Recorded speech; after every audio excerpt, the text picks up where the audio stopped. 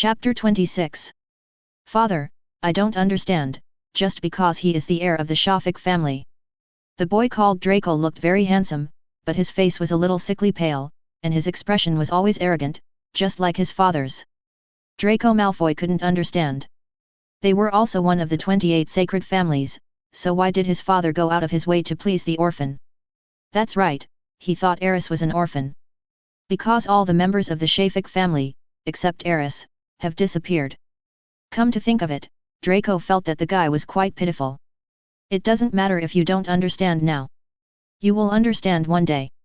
Lucius Malfoy raised the corner of his mouth slightly, revealing a slightly weird smile. That boy is a moving treasure. The family's wealth will eventually be squandered, and we need to constantly draw on it from elsewhere, don't we? Draco frowned, obviously not understanding the deeper meaning of his father's words. But he also remembered one thing.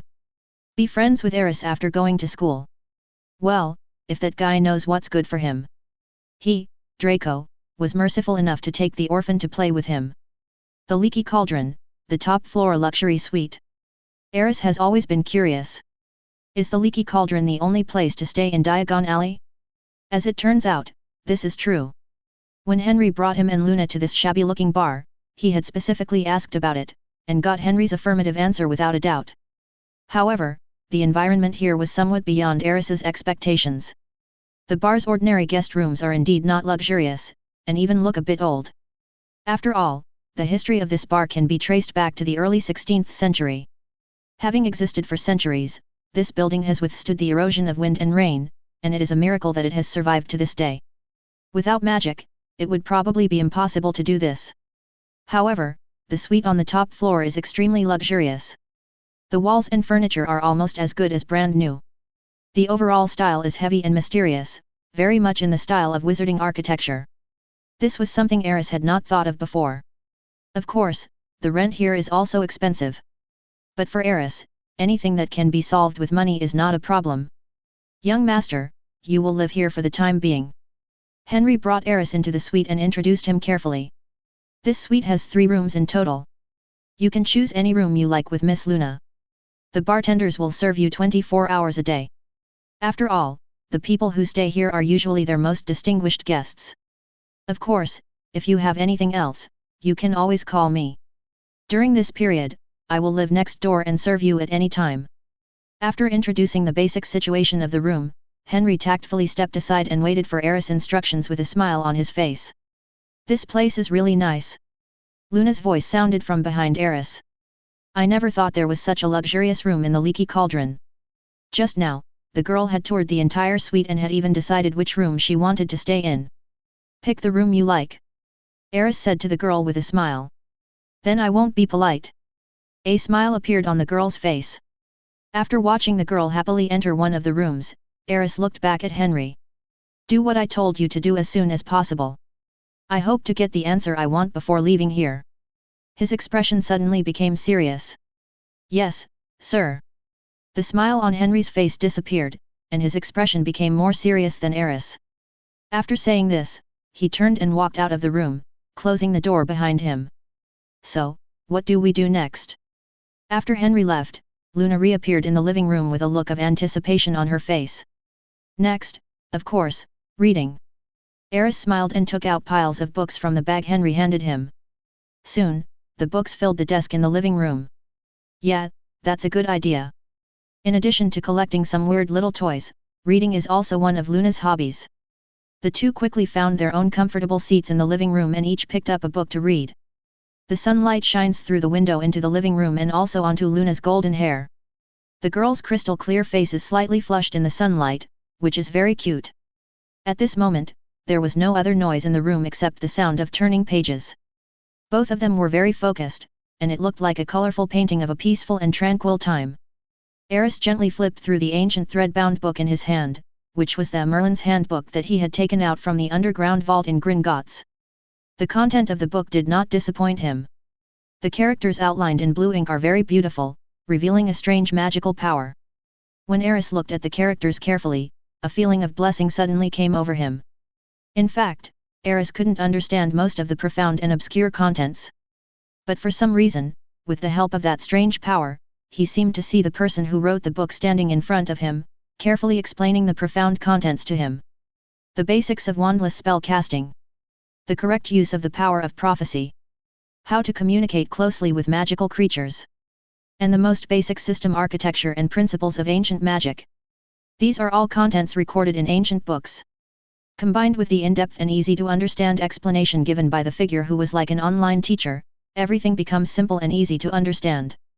Even Aris, who had never learned any magic knowledge, could easily understand it at this time. Could this divine power be generated by the traces left by Merlin in this ancient book? Aris secretly marveled inwardly. If that's the case, it's incredible. You know, it has been more than a dozen centuries since Merlin's time, which is more than 1,000 years. This magical power is still preserved so well. This kind of ability makes him worthy of being called the god of magic. As Aris continued to learn, the feeling of blessing became clearer and clearer. He began to unconsciously try some wandless casting techniques. Luna, who was sitting on the other side, seemed to notice something and looked over here unconsciously. Then she saw a scene that amazed her. It was like suddenly walking into a magic paradise. Everything came alive. Chapter 27. Aris was bathing in the sun, his eyes still looking at the ancient book in his hands with great seriousness. However, at this moment he seemed to be immersed in an extremely wonderful state. As he waved his hand gently, the books around him began to float up automatically under the interference of his magic. Then, the pages of the books began to turn naturally. Not only that, many objects in the entire room seemed to have become self-aware and came alive. The trash can on the corner of the table grew legs and started walking around the room.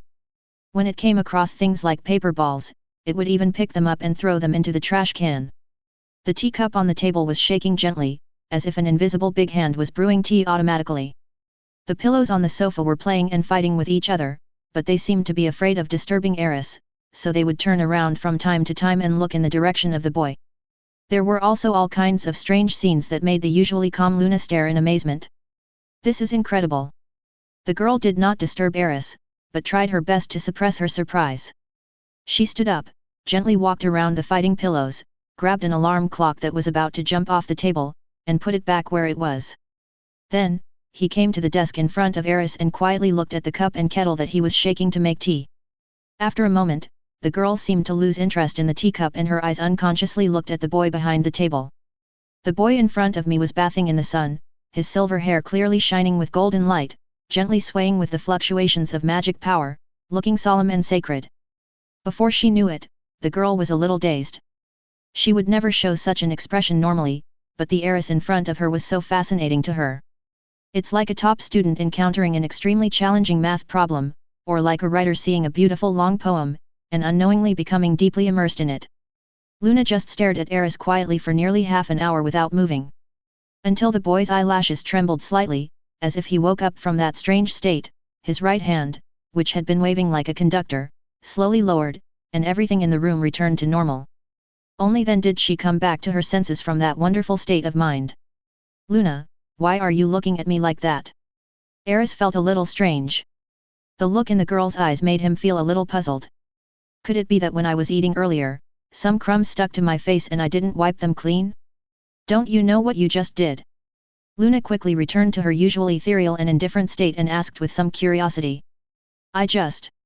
Aris frowned slightly, as if recalling something. The contents of this notebook are so fascinating. After a moment, he smiled and shook his head helplessly.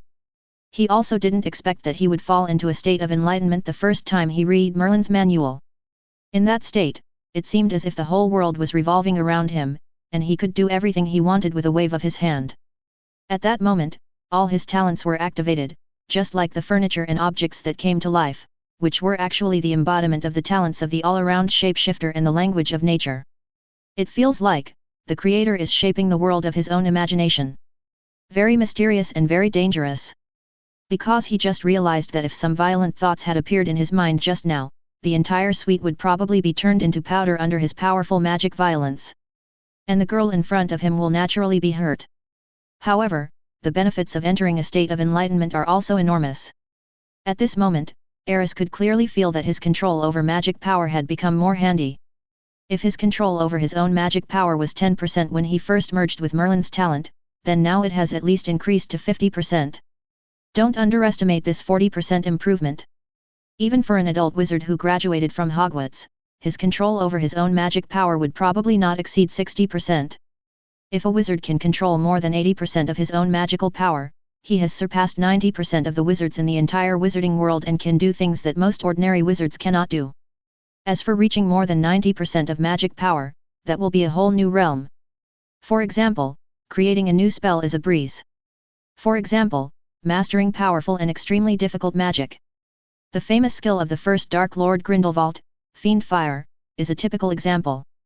This advanced flame manipulation technique not only has extremely high requirements for magic strength, but also has extremely strict requirements for the degree of magic control.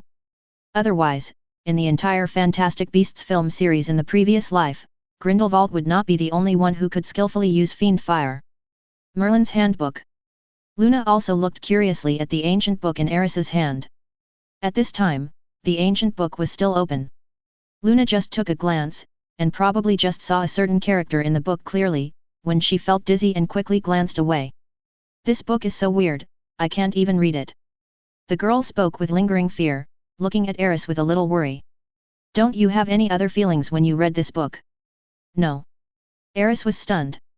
I feel that the contents of this book are explained in great detail. Aris was a little surprised. He naturally didn't think Luna would lie. There must be some hidden story behind this. Is there something wrong with this book? But I didn't feel uncomfortable watching it. Or maybe it is some kind of ancient forbidden magic, and only those who are approved by ancient books can view the contents? Aris thought about it carefully for a while before finally deciding. Perhaps, this is the only possibility. This is Merlin's manual after all, and certainly not everyone can read it. Otherwise, this ancient book would not have stayed in the Shafik family's vault all this time. Aris already had some guesses in his mind. Perhaps, it is because he has integrated Merlin's talents. Merlin's manual would naturally not set up defenses against himself who had integrated Merlin's talents. This is the most reasonable explanation. Forget it, this is your secret, no need to explain too much to me. Seeing Aris in deep thought, Luna suddenly spoke, a smile reappearing on her face. However, you should be more careful next time you read this book. I always feel that this book may contain some dangerous power. Maybe it's not something an 11-year-old wizard can handle.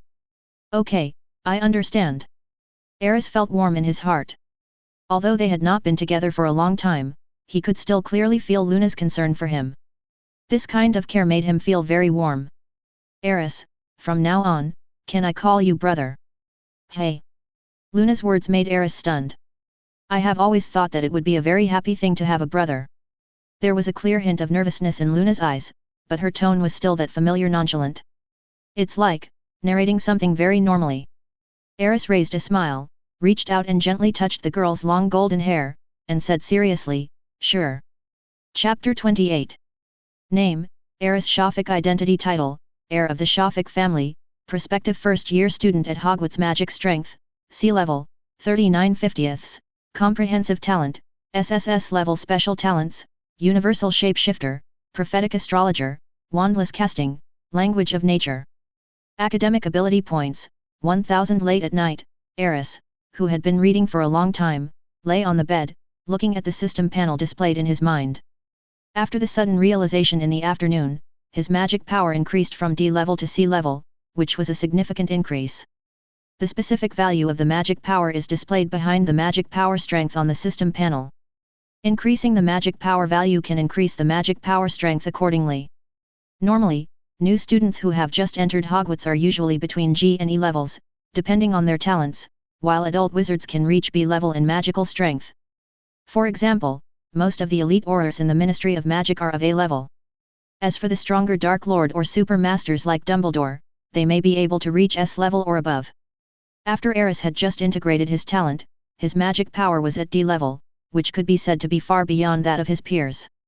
Moreover, the magic power strength is still in a rapid growth period at this time. Coupled with the ability to use magic potions to increase magic power, the growth rate is even faster. After a sudden realization in the afternoon, Aris didn't find it strange that he was able to reach level C. At this moment, he could also clearly feel that his own magic power was extremely active.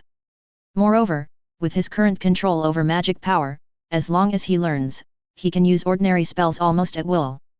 Even more advanced spells can be quickly adapted and cast. This is the power after integrating Merlin's talents. I have accumulated 900 points. It's time to draw a prize. Aris closed the attribute panel and clicked on the lottery wheel. Do you want to use 100 points to participate in the lucky draw? When he clicked on the lottery, a prompt box popped up. Just draw 10 times in a row. Aris didn't waste any time and put all his 1000 points into it. To redeem magic potion, one bottle costs 1000 points. At this stage, it is still more cost-effective to draw a lottery. There must be many rewards in the system waiting for him to draw and redeem. As points are consumed, the roulette wheel begins to spin. The colorful roulette wheel suddenly turned into a cool colorful vortex. Soon, dazzling light shot out from the roulette wheel. 5 white, 2 green, 1 blue, 1 purple, 1 gold. Aris' eyes lit up slightly. Is there a guaranteed prize for 10 consecutive draws? I actually got a golden legendary item. He quickly checked the reward items. Gold galleons *5. What a pity, the thing he has the most right now is gold coins. 2 low-level spell learning experience packs. Experience pack? What the hell is this? Aris casually used 2 low-level spell learning experience packs. Then, a ray of light emerged. His system panel suddenly changed. Below the special talent panel, a subject panel appeared. Charms, beginner's level, 99/100, 2 experience packs directly upgraded the magic learning to the entry level, close to the maximum level of experience. But that's not right, why isn't it at the maximum level? Aris was a little confused, so he checked the details. The host has not mastered any spells, and spell learning cannot be advanced. So that's how it is. Aris was speechless. I didn't read any other books in the afternoon because I was studying the Merlin manual. So far, he really hasn't mastered any spells from the standard magic spells. Thinking of this, Aris casually picked up a book of standard spells, elementary, from the table beside the bed. This was the book he brought into the room before entering, intending to read it before bed. I didn't expect it to come in handy now. I casually opened the standard spellbook and took a quick look at it. A simple spell was soon found. Wingardium Leviosa. Wandless casting. After just a quick look, Aris cast the first spell he had ever learned. In the corner of the room, a coat flew up lightly as he waved his right hand, circling under the ceiling. The next second, light surged in my mind. The system prompt sounded immediately. Congratulations to the host, your spell learning level has been upgraded to elementary. Aris glanced at the system panel. Charms, elementary, 1/500, sure enough, it was upgraded directly. When the upgraded light merged into his mind, Aris could clearly feel a certain enlightenment spreading in his mind. The knowledge about spells was quickly imprinted in his mind. The spell casting techniques and insights of elementary magic learning were constantly poured into his mind. Although this knowledge is not profound, it is only elementary after all. However, it greatly increased Aris' experience in using spells. Just like the levitation spell just now, although it was the first time to use it, there was no sense of obstruction, and it felt like it was done in one go. This is actually the effect of combining talent and magic control. If he cast the levitation spell again now, Aris was sure he could do better, and could even precisely control the trajectory of the floating object to reach the state of moving at will.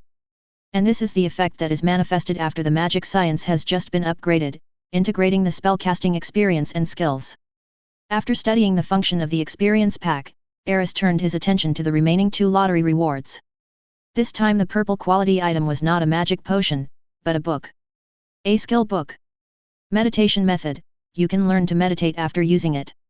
Effect, slowly increase magic value, strengthen magic control, and sort out magic properties. Magic attribute? Aris' mind moved. He had seen this word in Merlin's handbook. As time goes by, everyone's magic will slowly evolve into special properties, or characteristics. For example, if a wizard uses black magic frequently for a long time, his soul will inevitably be eroded, the properties of his magic will be affected, and even his own personality will change. For example, some people are born with a talent for explosion magic, or freezing or healing magic. These are all differences caused by different magic attributes. Aris was very interested in these, so he carefully studied the contents of this knowledge recorded in Merlin's manual. Meditation can not only increase magic power and strengthen magic control, but also has the effect of sorting out magic properties. This effect is so precious. For example, if Aris wants to learn black magic, he can use meditation to constantly sort out his own magic power, thereby eliminating the influence of black magic on his soul. This is simply a magical skill. It's just purple quality, it's an insult to this magical skill. Aris felt a little emotional. But soon, he was attracted by the last gold quality reward. Purple quality is already so powerful. What about gold? His eyes were cast on the object emitting golden light. From the outside, it seems. Is it an unhatched egg? Could it be that I am going to have a pet? Chapter 29. Name, Mysterious Dragon Egg Grade, SSS Hatching Conditions, Blood Pact. Introduction, based on the magical girl dragon in a certain TV series, she can master most of the powerful magic in her childhood, has strong physical strength, and has the power to destroy the world after adulthood. Aris stared blankly at the introduction of the dragon egg in front of him, and suddenly had an extremely strange feeling. A certain drama? Dragon girl? Why did the style of this system's rewards suddenly change? Besides, it would take hundreds of years for a dragon to grow into adulthood. Would I still be alive by then? I'm afraid I would have turned into a handful of dirt. How can I describe this reward? Aris was really confused. But no matter what, let's hatch it first. Having a dragon as a pet is definitely a cool thing. From now on, I will also be a man with a dragon. So he should be called, Dragon Dad? After learning the detailed instructions for hatching dragon eggs, Aris squeezed a drop of blood from between his fingers and dripped it on the dragon egg. Oh my god, it's blood again. It hurts to squeeze blood from your fingertips. After silently complaining, Aris looked at the dragon egg that was already glowing slightly with some anticipation. When Aris' blood merged into the dragon egg, a magical light enveloped the entire dragon egg. With a click, a bright light suddenly burst out from the dragon egg, and then the light converged, forming a strange contract rune on Aris's arm. The rune glowed red, and its shape resembled a hexagram carved by an ancient brush, but there were subtle differences, and dragon scale-like traces could be seen at the corners. Aris had never seen this kind of rune before.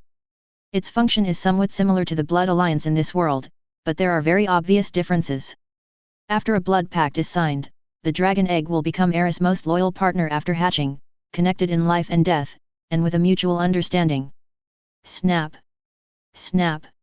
As time went by, more and more cracks appeared on the dragon egg. Soon, a little head broke through the eggshell and stretched out. The little guy is very cute, with a dark red body and two slightly raised bumps on the top of his head, like ungrown dragon horns. The little face was round, the eyes were big, and when the mouth opened, magical light emerged and shattered like sparks. Wow! The first time the little red dragon saw Aris, it let out a coquettish whimper. Then, he opened his mouth and swallowed the remaining dragon eggshell into his stomach in 2 or 3 gulps. When all the eggshells were eaten, the little red dragon's strength was obviously much stronger. He jumped up from the table and grabbed Aris's clothes. You guy, are you thinking of running away as soon as you come out?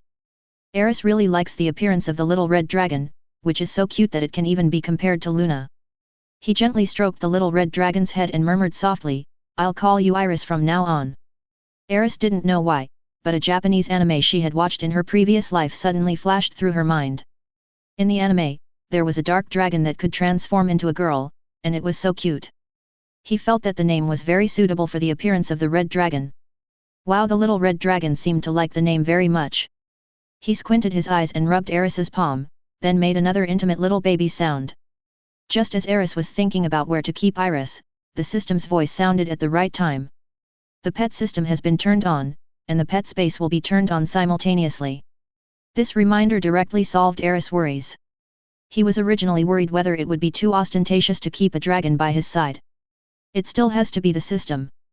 It's a direct one-stop service. Little guy, go back and rest first. Aris summoned the little red dragon back to the pet space, and then opened the pet panel. Pet name, Elise grade, SSS growth level, infant, newborn, magic strength, C-level skills mastered, breath, not complete, dragon language magic, not unlocked. Looking at the attributes of the little red dragon, Aris couldn't help but secretly smack his lips. It's just been born. The magic power is actually C-level. This magical talent is really too terrifying. Even more powerful than Merlin's magical talent. It's really true that people are more infuriating than dragons. Fortunately, this is my pet. If this was the enemy's helper, I'm afraid even with Merlin's talents, I might not be able to defeat him. Aris took a deep breath and closed the pet panel. The shock that Iris brought to him made him unable to sleep for a long time. He simply sat up again and picked up the standard spell next to him and started reading it. Tonight is destined to be another sleepless night. The next day, early morning. Aris walked out of the room in a daze, with a pair of panda eyes. Although he only slept for 2 hours, he did not forget that he had something important to do today. Of course, it's not about the wand. It's only been a day, so it's definitely not possible for Ollivanders to finish the production that quickly. It's about the Patton family. Aris just washed his face and woke up a little. There was a knock on the door of the suite at the right time. "Master, are you awake?" Then, Henry's voice came from outside. "Come in." Aris looked serious and spoke in a deep voice. Soon, the door opened. Henry was dressed in formal attire, still in that familiar attire, with a goatee, a bowler hat, and a respectful look on his face. "Good morning, Uncle Henry, is everything done?" "Good morning, Master Aris." Henry bowed slightly to Aris, then handed over a document wrapped in a sheepskin bag. "According to your instructions, this is the information of all members of our Barton family, as well as the list of people who have plotted against the Shafik family's property in recent years and their general information. Because time is tight, it may take some time to collect more detailed information. Please forgive me, young master." Henry seemed a little nervous at this time. "It's okay." Aris nodded in understanding. He had previously asked Henry to collect some necessary information so that he could understand the current situation of the Shafik family. It was quite thoughtful of Henry to be able to sort out the information within one day. As for more detailed information, he was willing to wait a little longer. "Uncle Henry, I asked you to collect information about the members of the Patton family. Do you have any other ideas?" Aris looked at Henry and asked. "Of course not." Henry replied without thinking, "The loyalty of the Barton family will not change because of anything. As long as the young master wants to know, there will be no hiding anything." Henry's expression became more serious, as if he wanted to dig out his heart and show it to Aris. "Well, thank you for your hard work." Aris nodded with a smile. At this moment, the door of the room where Luna lived suddenly opened. The girl was obviously not fully awake yet. She walked out in her pajamas, rubbing her still sleepy eyes. "Brother, good morning." "Morning, Luna." A smile appeared on Aris's face. Seeing the two of them greeting each other naturally, Henry tactfully left the room. The moment the door closed, his heart was filled with emotion and relief. Well, the young master is still awesome. With such charm at such a young age, the Shafik family will surely grow stronger again in this young master's generation. Chapter 30. Am I up late, brother? Looking at the closed door, Luna tilted her head and asked Aris. "No, the timing is just right." Aris looked at the little girl with a smile and explained, "Henry had something to tell me, but it's over now." "That's great." Little Luna laughed and walked towards the bathroom. "Maybe, we can have breakfast together." "Of course, I just happen to be hungry too." Aris glanced at the girl's back, then turned around and put the information Henry brought into the drawer of the table. 10 minutes later. The girl changed into a white lapel long-sleeved dress and a blue knitted jacket and walked out. "You look much more energetic." Aris couldn't help but touch the girl's golden hair and said with a smile, let's go downstairs for breakfast." "Okay, brother." Luna nodded, seeming to be used to Aris' touch and not minding it. Soon, the two of them went down the stairs to the first floor of the bar. At this moment, there was a sudden loud noise from the front. There were faint exclamations in the voice. "Harry Potter! It's really Harry Potter! He's back! I knew he would come back! Mr. Potter, welcome back! Harry Potter, nice to meet you!" When Aris arrived at the bar hall, he saw a group of people gathered around the bar counter. In the middle of the crowd was a boy about the same age as Aris. The boy looked a little thin, his hair was a little messy, and his clothes were inconspicuous, but no one present paid attention to him. Their eyes were now focused on the boy's forehead. There is a scar shaped like lightning. And he is the protagonist of the wizarding world of this period, the great savior, Harry Potter. It seems we have run into Harry Potter. Luna's voice came from Aris' ear, still with that familiar tone, and it didn't sound like there was too much curiosity or surprise. According to the time, he should be going to Hogwarts. You know him too? Aris couldn't help but ask. It seems that this boy, the only one who survived the mysterious man Voldemort, is really famous in the wizarding world. Well, he made the front page of the Daily Prophet on the day he was born, and he was often mentioned in the wizarding world in the following years. Luna nodded and explained, Father also mentioned him to me. But I think that becoming famous so early may not be a good thing for him. Besides, he became famous because of a sad past. Aris nodded and said with a smile, it seems that Luna knows this boy better than these people in the tavern. It's just a reasonable guess. Luna shrugged lightly. At the counter, Harry Potter was surrounded by a crowd. He looked a little nervous, with an unnatural look on his face. It seemed that he had never experienced such a scene before. At this time, a burly figure beside the counter waved to the crowd and said, Okay, our little Harry still has to go to Diagon Alley to buy school supplies, so let's stop here today. The figure was very tall, looking at least 3 meters tall, and his voice seemed a bit rough. The moment Aris saw the man, he was sure of his identity. Rubeus Hagrid, keykeeper and gamekeeper at Hogwarts. A human with the blood of giants. Come on, let's go order some food. Aris took Luna's hand and walked towards the counter. At this time, Harry Potter, introduced by Hagrid, was talking to a male wizard who was wearing a turban and spoke with a stutter. Aris secretly paid attention to the wizard. If he remembered correctly, that wizard should be Harry Potter's biggest rival in his first year at Hogwarts. Professor Quirrell, possessed by the lingering spirit of Voldemort. Little Harry would never have imagined that Professor Quirrell, who seemed to stutter and even had some respect for him, would almost cost him his life. Of course, Harry Potter, who has the aura of the protagonist, would definitely not die so easily, and it is impossible for him to really fall into the hands of Professor Quirrell. Perhaps everything is just as Dumbledore said, fate. Hello Mr. Tom, please give me 2 breakfasts. Aris didn't want to have any contact with Harry Potter or Quirrell right now, and he wouldn't be stupid enough to reveal his identity without being sure. Harry Potter has the aura of the protagonist, so he can escape from desperate situations again and again, but he doesn't. In fact, because he inherited the Shafik family's wealth, he now has a lot of troubles and has no intention of interfering with the Savior's work of fighting monsters and leveling up. Okay, Master Shafik. Old Tom obviously knew Aris.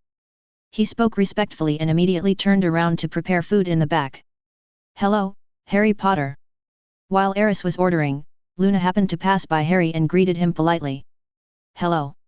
Harry Potter still seemed a little anxious. I guess they thought Luna was one of those wizards who admired the title of Savior. At this time, Hagrid looked at Aris. Hello little guy, are you the descendant of the Shafik family who suddenly appeared in this world? There was a hint of curiosity in his eyes. When Hagrid saw Aris's puzzled look, he quickly explained, Sorry, that was a bit presumptuous. I'm Hagrid, the keykeeper and gamekeeper of Hogwarts. It's Dumbledore. He mentioned your name to me by chance, so I remembered it. Most first-year students at Hogwarts will have our teachers provide orientation. I think you have met Professor McGonagall. After hearing Hagrid's explanation, Aris finally understood why this big guy knew him. Yes, I had a great chat with Professor McGonagall. Aris nodded politely to Hagrid. Well, if you ignore the slightly resentful look Professor McGonagall gave me when he left, I guess we had a very pleasant chat. Descendants of the Shafik family. Professor Quirrell also looked at Aris, with a somewhat inexplicable look in his eyes. At the same time, the crowd that had dispersed around once again turned their eyes over here. A burst of quiet discussions then arose. Descendants of the Shafik family? Could the rumors be true? Someone from that family has appeared again. My God, a little boy inherited a fortune that he couldn't spend in his lifetime. I don't know whether it is a good thing or a bad thing. I heard that many wizard families are ready to make a move, and they seem to be coveting the unimaginable wealth. Keep your voice down, those wizard families will definitely not want this news to leak out. This little guy, I really don't know what bad things will happen to him in the future. Chapter 31. As the discussion in the bar began, more people looked at Aris. And their expressions changed from curiosity at the beginning to sympathy. Perhaps, in their opinion, it was impossible for a little boy like Aris to keep those properties, and his final outcome would definitely not be good. That's enough. Hagrid's eyes swept across the audience, and his loud voice immediately suppressed all discussions. As long as Mr. Shafik is in Hogwarts, Headmaster Dumbledore will ensure his safety.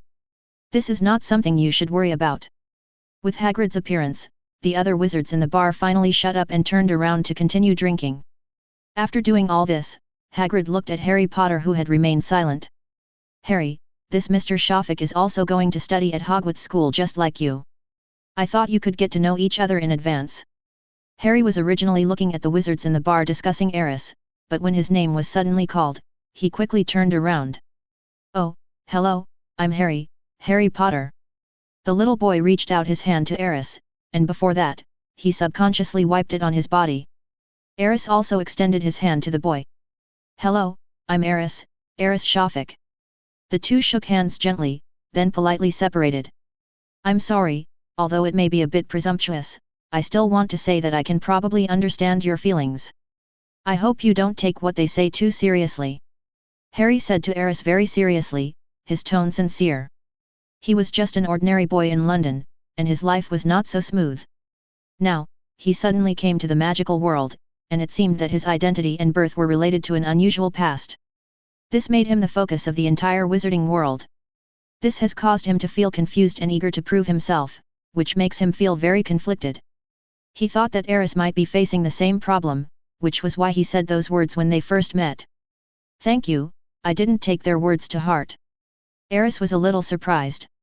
He really didn't expect Harry Potter to say this to him. However, for him, there is a solution to everything. Hagrid was right about one thing, as long as he was in Hogwarts, his safety would probably be guaranteed. As for how to deal with the coveted family property, as long as you have enough strength, any conspiracy is a joke. And he just happened to have the opportunity to possess strong enough strength. Therefore, he never worried about those people with ulterior motives plotting against the Shafik family's property. Afterwards, Aris introduced Luna to Harry and Hagrid. Nice to meet you. At this moment, Harry finally smiled from the bottom of his heart for the first time. Maybe it was because I met people of the same age who would become my classmates, so I felt happy. Aris actually hadn't thought of it before. The first time he meets the protagonist of this world will be in this shabby bar. After a few brief conversations, Hagrid took Harry Potter to the wall leading to Diagon Alley. Aris, on the other hand, looked again towards the place where Quirrell was previously. I don't know when he left. That guy, does he seem to have any other ideas about me? He keenly caught the inexplicable look Quirrell gave Aris earlier. After all, he is a guy possessed by the residual soul of the Dark Lord, so Aris has been observing him secretly. However, he still couldn't guess what Quirrell's look meant. I hope he won't mess with me. Aris shook his head.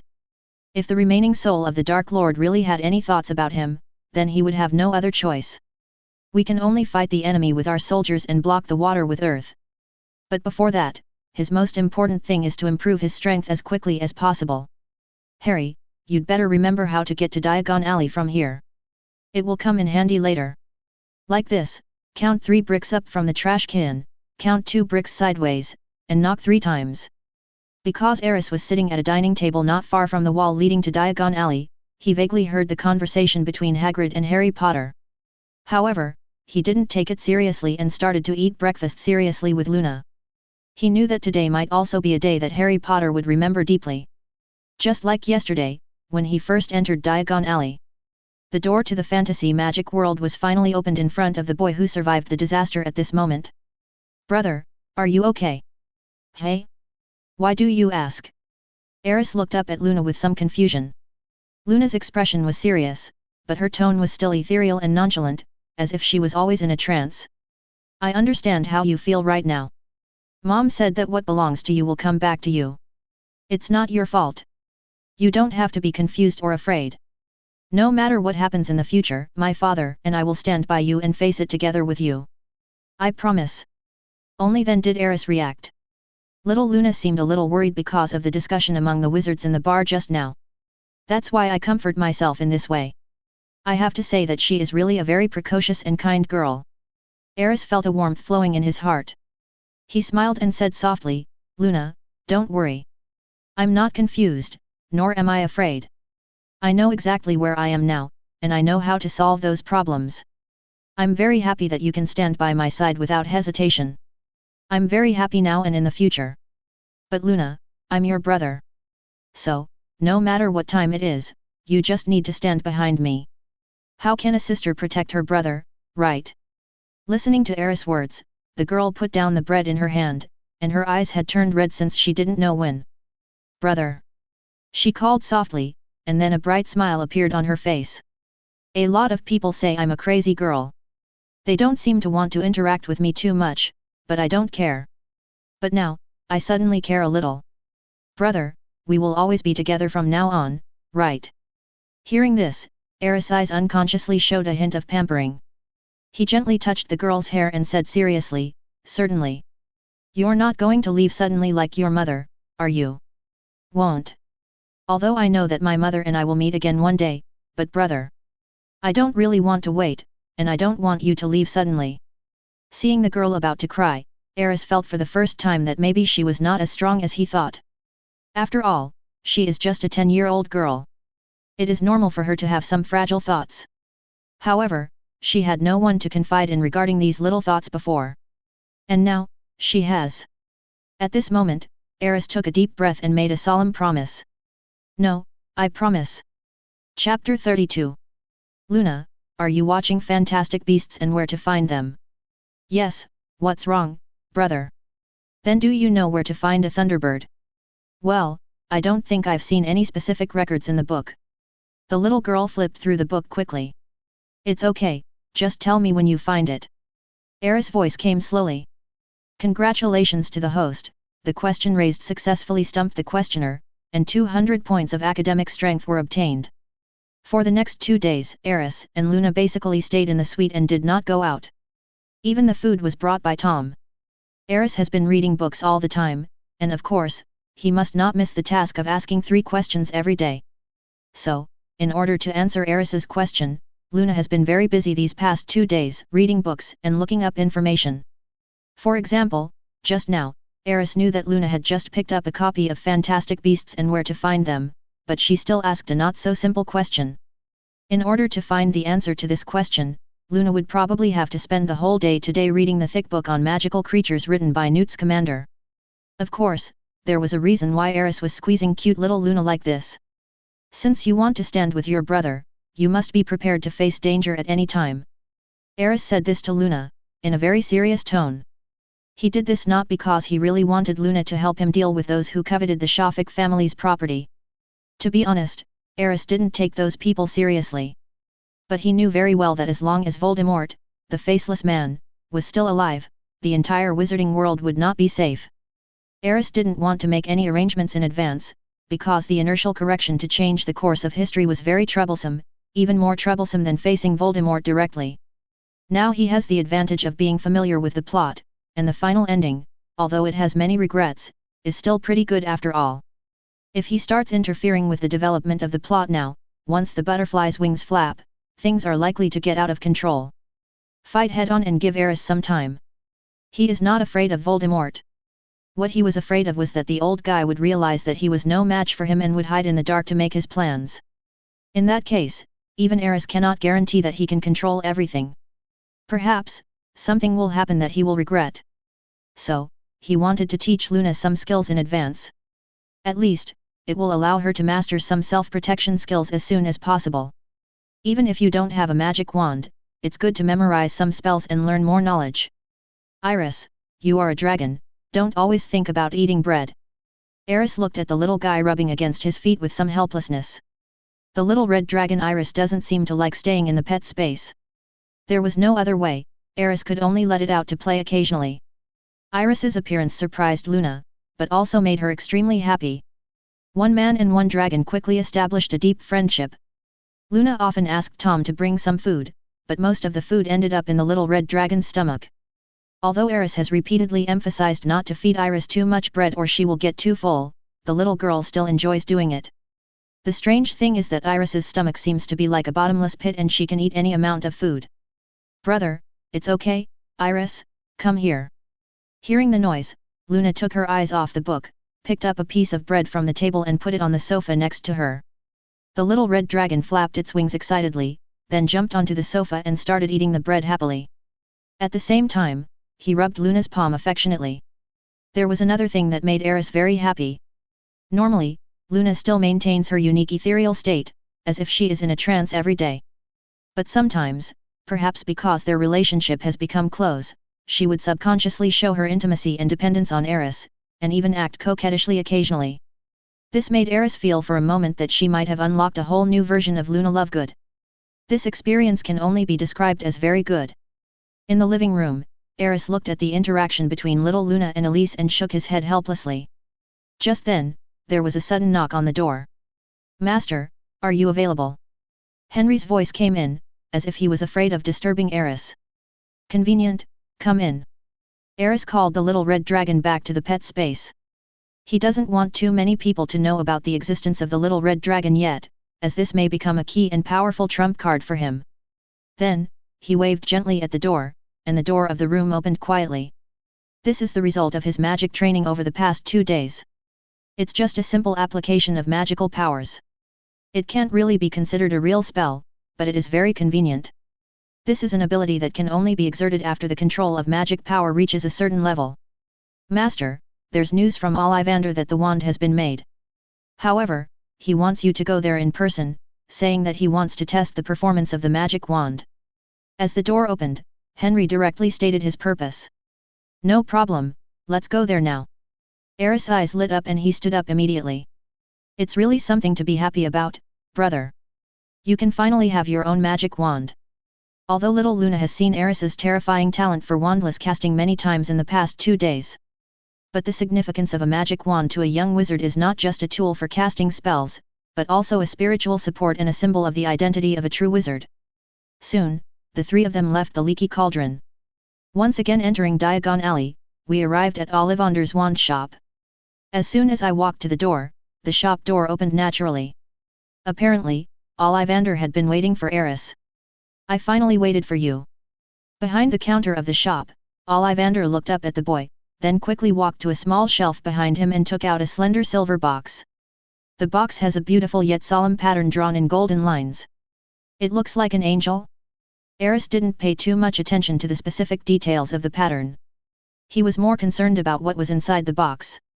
Ollivander carefully opened the box, took out a wand from it, and spoke slowly in a slightly excited voice. "Undead wood, the tail of the thestral, 14.5 inches long, moderately hard, and very powerful." The wand was dark silver in color and had a frosted texture. The handle had circles of texture that looked like tree rings, which increased the friction of the palm and made it less likely to slip out of the hand. The moment Aris got the wand, a very wonderful feeling emerged in his heart. It was like a connection between minds, and then, grey and white suddenly fell on Aris, like the chaotic breath between life and death. That is the embodiment of life and death, an extremely rare phenomenon. It's amazing. I've made so many magic wands, but I've never seen such a shocking scene. This wand seems to be made for you. I'm afraid there is no one else in the world who is worthy of it. Ollivander's mysterious murmurs sounded, as if he saw the most spectacular scenery in the world. Chapter 33. Mr. Ollivander, thank you. Aris felt the joy and surging power coming from the wand and spoke sincerely. With his perception of magic, he could clearly feel that after using this magic wand, his casting speed and power would be greatly improved. The extent of the increase is probably at least 30%. This is what I should do, Master Shafik. Ollivander bowed to Aris, his tone still a little excited. "Perhaps, I should thank you. It was you who allowed me to create this one-of-a-kind wand. I believe its power is comparable to that of the legendary old wand. In terms of its compatibility with you, it is even better than that wand. I've always thought that this wand might make you famous in the wizarding world in the future. By then, my wand shop will naturally benefit from it. Maybe." Aris smiled. "Well, Master Shafik." Ollivander suddenly waved his hand, and several humanoid puppets appeared directly in the store. "This is the puppet I used to test the performance of the magic wand. It has a very strong magic resistance ability and can also accurately test the various performance of the magic wand. If you are willing." "Of course, I'm a little curious too." Aris quickly guessed what Ollivander meant. Testing a wand involves more than just touching the wood, feeling the magic fluctuations in the core and measuring the size of the wand. More precise tests naturally also include the power of the wand and its magic conduction properties. The puppets prepared by Ollivander are the most professional testing tools. Aris didn't hesitate too much and cast a spell directly. Fainted. A silvery white light suddenly shot out from the magic wand held by Aris and accurately hit one of the puppets. Then, a violent and dull sound exploded. Everyone present stared in amazement at the puppet that was knocked several meters away. There were still obvious traces of powerful magic on the puppet's chest. Attack power, S level. Ollivander decisively wrote down a data in the record book. I didn't expect that Master Shafik, in addition to his amazing magical talent, also has such a strong learning ability. This stunning spell is absolutely perfect. Thank you for the compliment, Aris said with a smile. At this moment, he was also a little surprised. After using the spell, Aris could clearly feel that this wand increased his magic power by at least 50%. This is scary. If he uses this magic wand at full power, even if he only has C-level magic power, he can probably compete head-on with B-level magic power. Before Ollivander could remind him, Aris decisively cast another spell. Healed like new. The puppet that just flew backwards was cursed again. This time, the explosion mark on the puppet's chest was healing quickly. Soon, there was no trace of the previous knockout spell. Healing power, S level. Ollivander excitedly recorded another data. Henry and Luna watched Aris' performance with surprise and happy smiles on their faces. Although we all guessed that Aris might have good talent, we didn't expect it to be this good. In their hearts, the more powerful Aris is, the more proud they are. Everyone is petrified. The puppet that had just healed was hit by Aris' spell again. The next second, a distinct grayish-white color began to appear on the puppet's torso, which then instantly spread to the entire body. Ollivander walked quickly to the puppet, poked the petrified material gently with his wand, and a look of surprise appeared on his face again. Control power, S level. This is incredible. He looked at Aris, his face flushed with excitement. Next, it's the last item. Ollivander walked towards Aris seriously and said, this time, please use all your strength. You don't need to use any spells. Just swing your wand the moment the first thought comes into your mind. Aris thought about it and nodded slightly. He didn't know what Ollivander was testing this time, but he was curious. What would happen if you just waved your magic wand according to your thoughts? Aris gently closed his eyes, trying to calm himself down, thinking nothing and doing nothing. Just like that, he stood there quietly for a minute, then suddenly opened his eyes and raised the wand in his right hand. At that moment, the lights in the entire wand shop dimmed. Then, a grayish-white aura suddenly spread over the puppet's body. In just 3 seconds, the test puppet made of powerful magical materials turned into ashes bit by bit, as if it had experienced thousands of years of wind and rain erosion. When Aris came to his senses, there was only a pool of dust on the ground. At this moment, everyone was shocked. Especially Ollivander, he has done the most wand tests and naturally seen the most situations. But the scene in front of him, he really couldn't understand it. Like a variant of the power of death. It seems like some kind of ancient magical trace remains. I don't understand, I really don't understand. Ollivander frowned and looked at Aris again. You really didn't use any spells? No. Aris nodded. In fact, he was also a little surprised at this moment. Because he seemed to have seen a scene like that in Merlin's notes. Grey magic characteristics, the power of death controlled by time and space. It looks like the traces of thousands of years of wind and sand annihilation, or it is the endless space that was folded and torn into the smallest particles. That kind of power is simply beyond human capability to contend with. Time? Space? Why do I have this magical property? Aris was puzzled, as Merlin didn't seem to have any special magical talents. In other words, this power was not given to him by Merlin's talent card, but due to other reasons. In the end, Ollivander still failed to write down the accurate result on the last item of the test form. He could only make an estimate and gave it an S grade in the magic conduction property column. After all, that was a magical property that even he had never seen before, so it was difficult to assess the specific extent to which the magic wand would enhance this property. All in all, it looks pretty awesome. So, I gave it an S grade. Finally, Ollivander wrote down the results of the comprehensive test evaluation of the wand. Comprehensive grade, SSS. In fact, every wand sold in Ollivander's is more or less biased. For example, some magic wands are very powerful, so their healing effects and control abilities will naturally be weaker. The healing effect is good, but the control effect and power are poor. There are also cases where two abilities are relatively balanced and one is relatively weak. However, without exception, there will be a focus. The same is true for wizards, which is why wands choose wizards, and wizards are often incompatible with wands that are not their own. It was the first time that Ollivander had seen a wand with such balanced abilities and such a high increase in each ability. This is simply impossible. But it happened now. Therefore, Ollivander gave this wand the highest SSS grade in its overall assessment. Chapter 34. Mr. Ollivander, I want to ask you a question. After the wand test was over, Aris looked at Ollivander and an idea suddenly occurred to him. Please speak, Master Shafik. Ollivander was obviously very patient with Aris's words. Perhaps it was because of the boy's identity, or perhaps it was because he had never seen a young wizard with such powerful talents. That's right. Aris thought about it. I've read some books about wand making and theory these days, and I have some ideas in mind. You have made many magic wands, so you should know that each magic wand has its own unique features and even some autonomy. So, you've always said that the wand chooses the wizard, right? That's right. Ollivander nodded affirmatively. To have such profound thoughts, it seems that Master Shafik has read more than just 2 books. So, what else do you want to know? He looked at Aris with a hint of admiration in his eyes. What I want to know is... Aris paused and asked inquiringly, is it possible to create a magic wand with independent consciousness? A wand like that can help the owner of the wand to correct the spell when casting magic, thereby increasing the success rate of the spell. Even, with the master's authorization, it can cast spells automatically. Hearing Aris' question, Ollivander's eyes showed a hint of surprise. You actually thought of this question, Master Shafik, you really surprise me.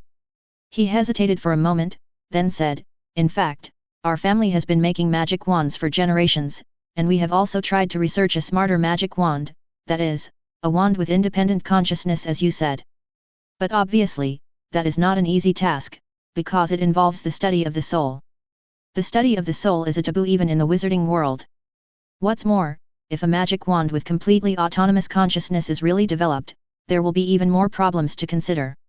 A wand like that would have a high chance of turning against its owner, or it might leave its owner's side in the middle of the night and disappear outside.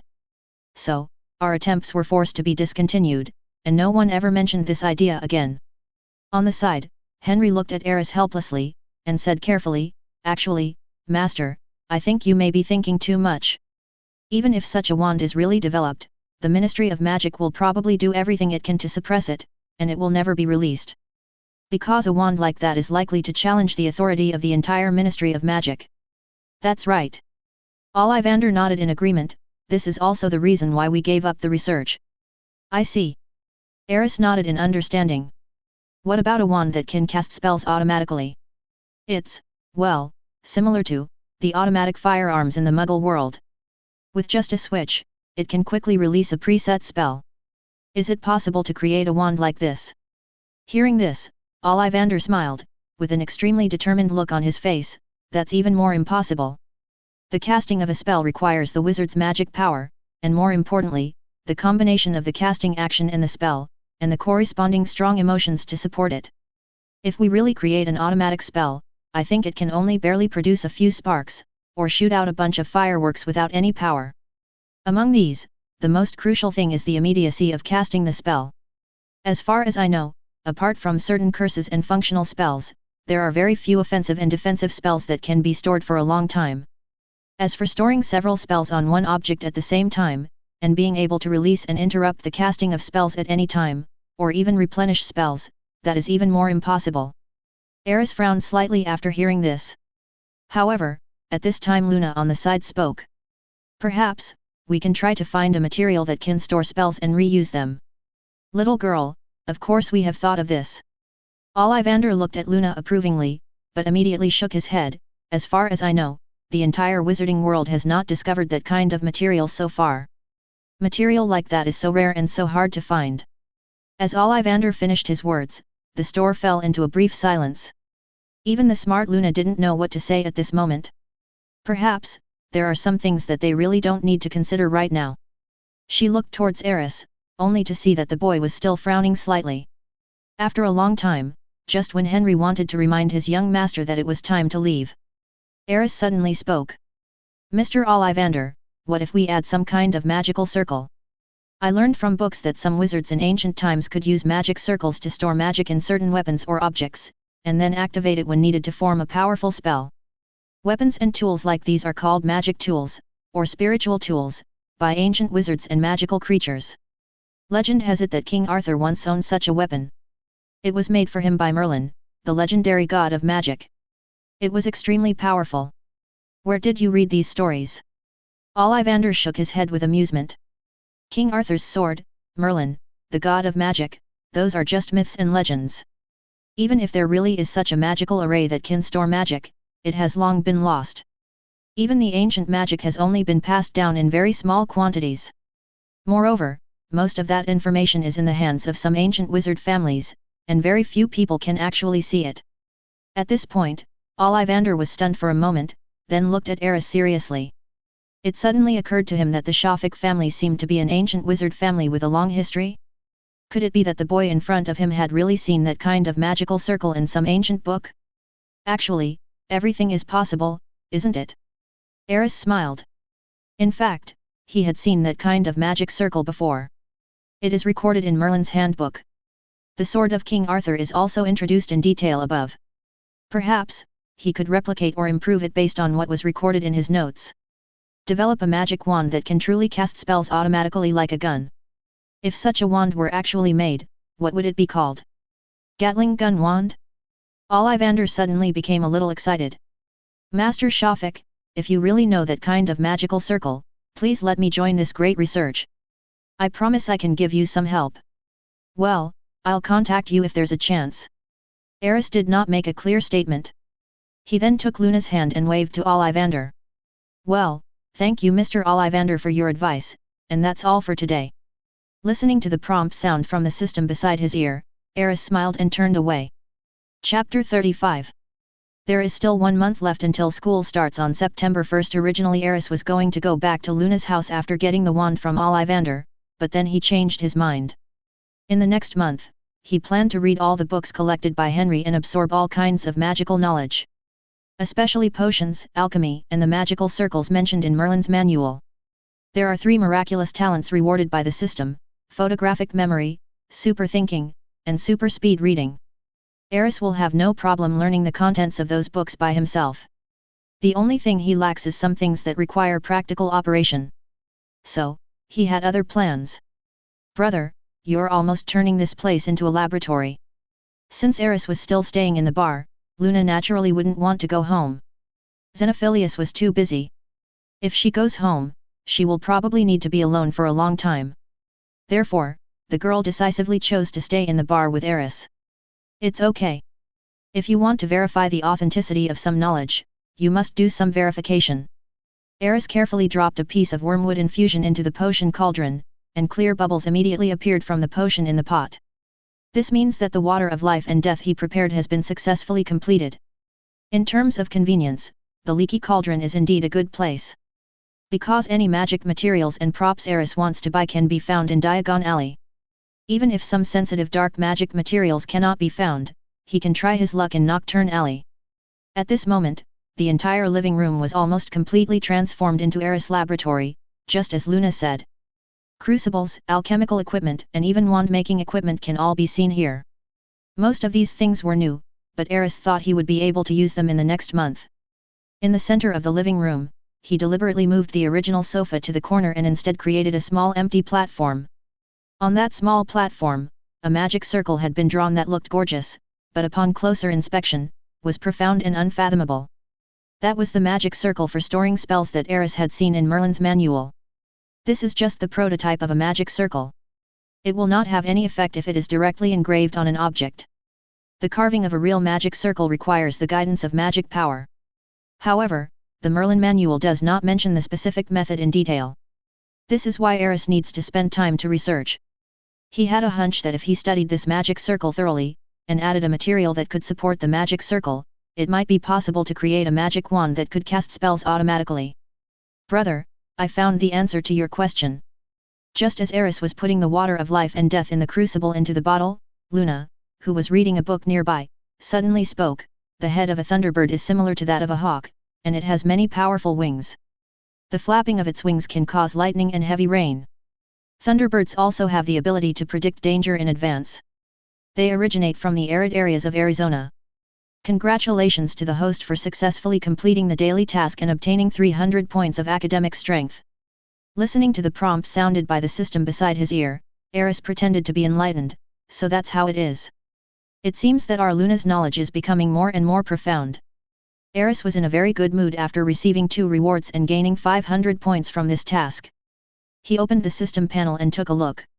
In just 3 days, he had accumulated nearly 2,000 points.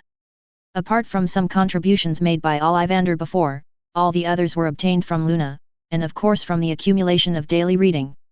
In Aris' eyes, Luna is simply a little angel. Time passed by as the two of them studied and experimented day after day.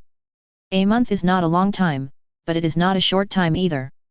During this time, Aris would occasionally visit Ollivander's wand shop to discuss some ideas about automatic casting wands with him. Apart from that, various magic material shops are the places he visits most.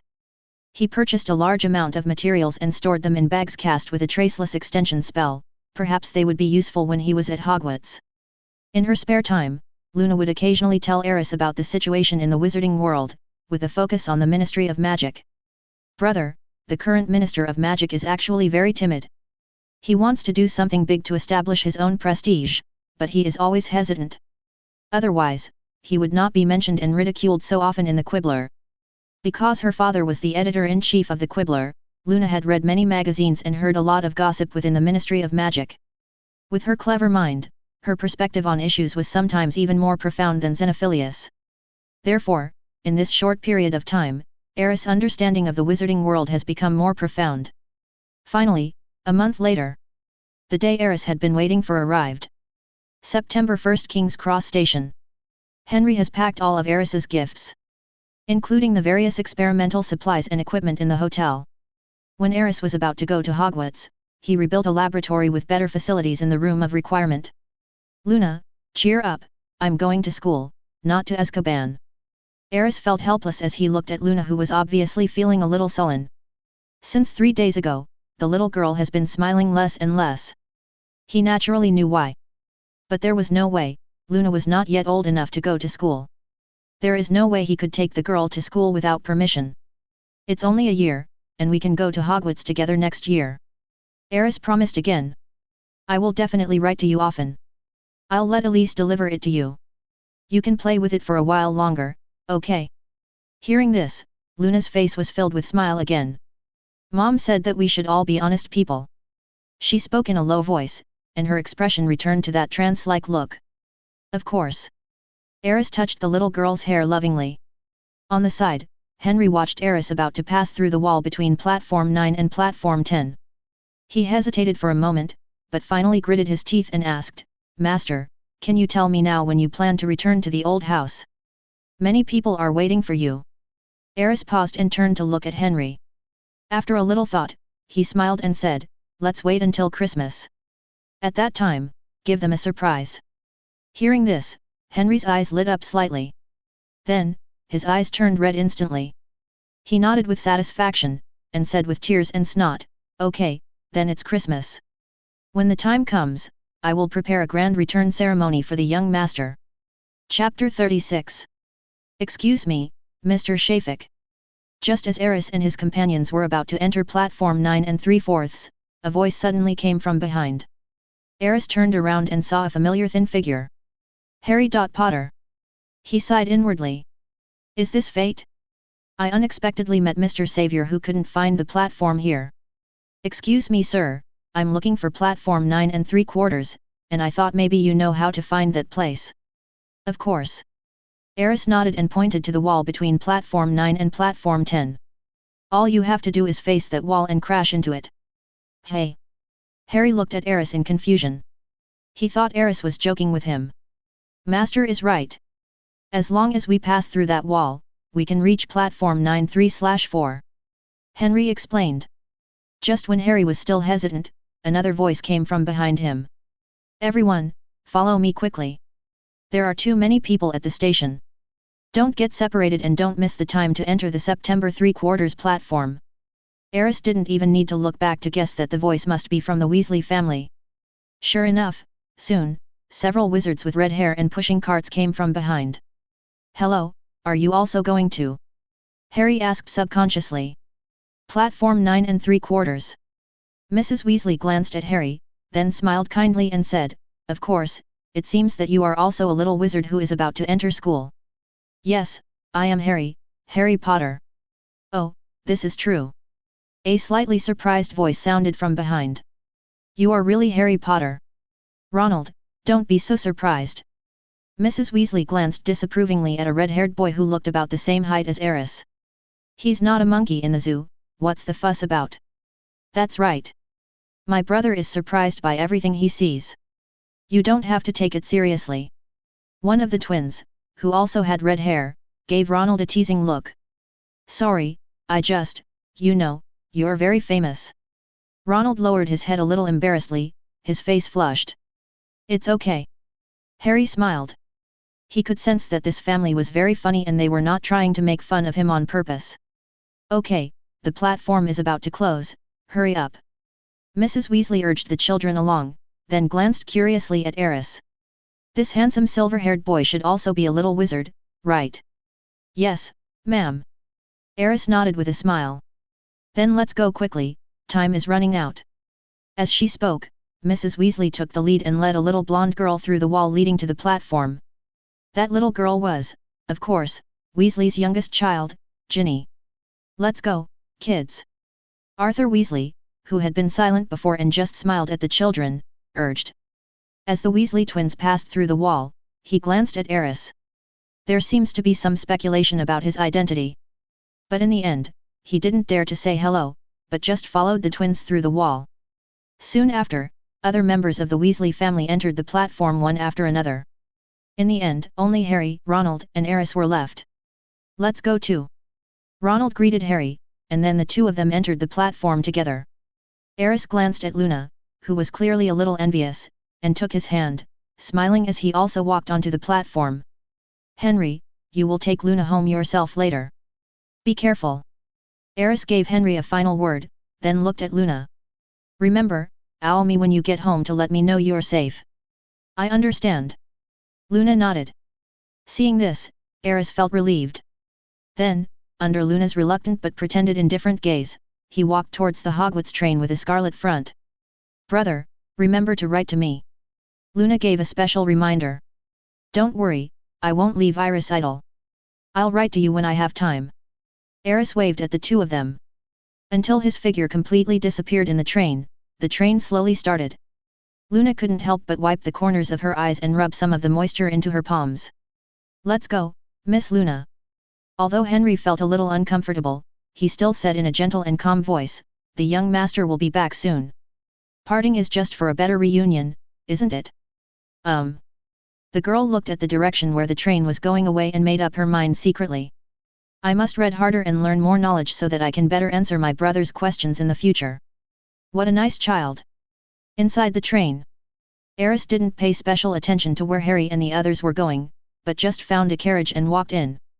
However, after waiting for a few minutes, he saw a little head peeking out at the door of the carriage.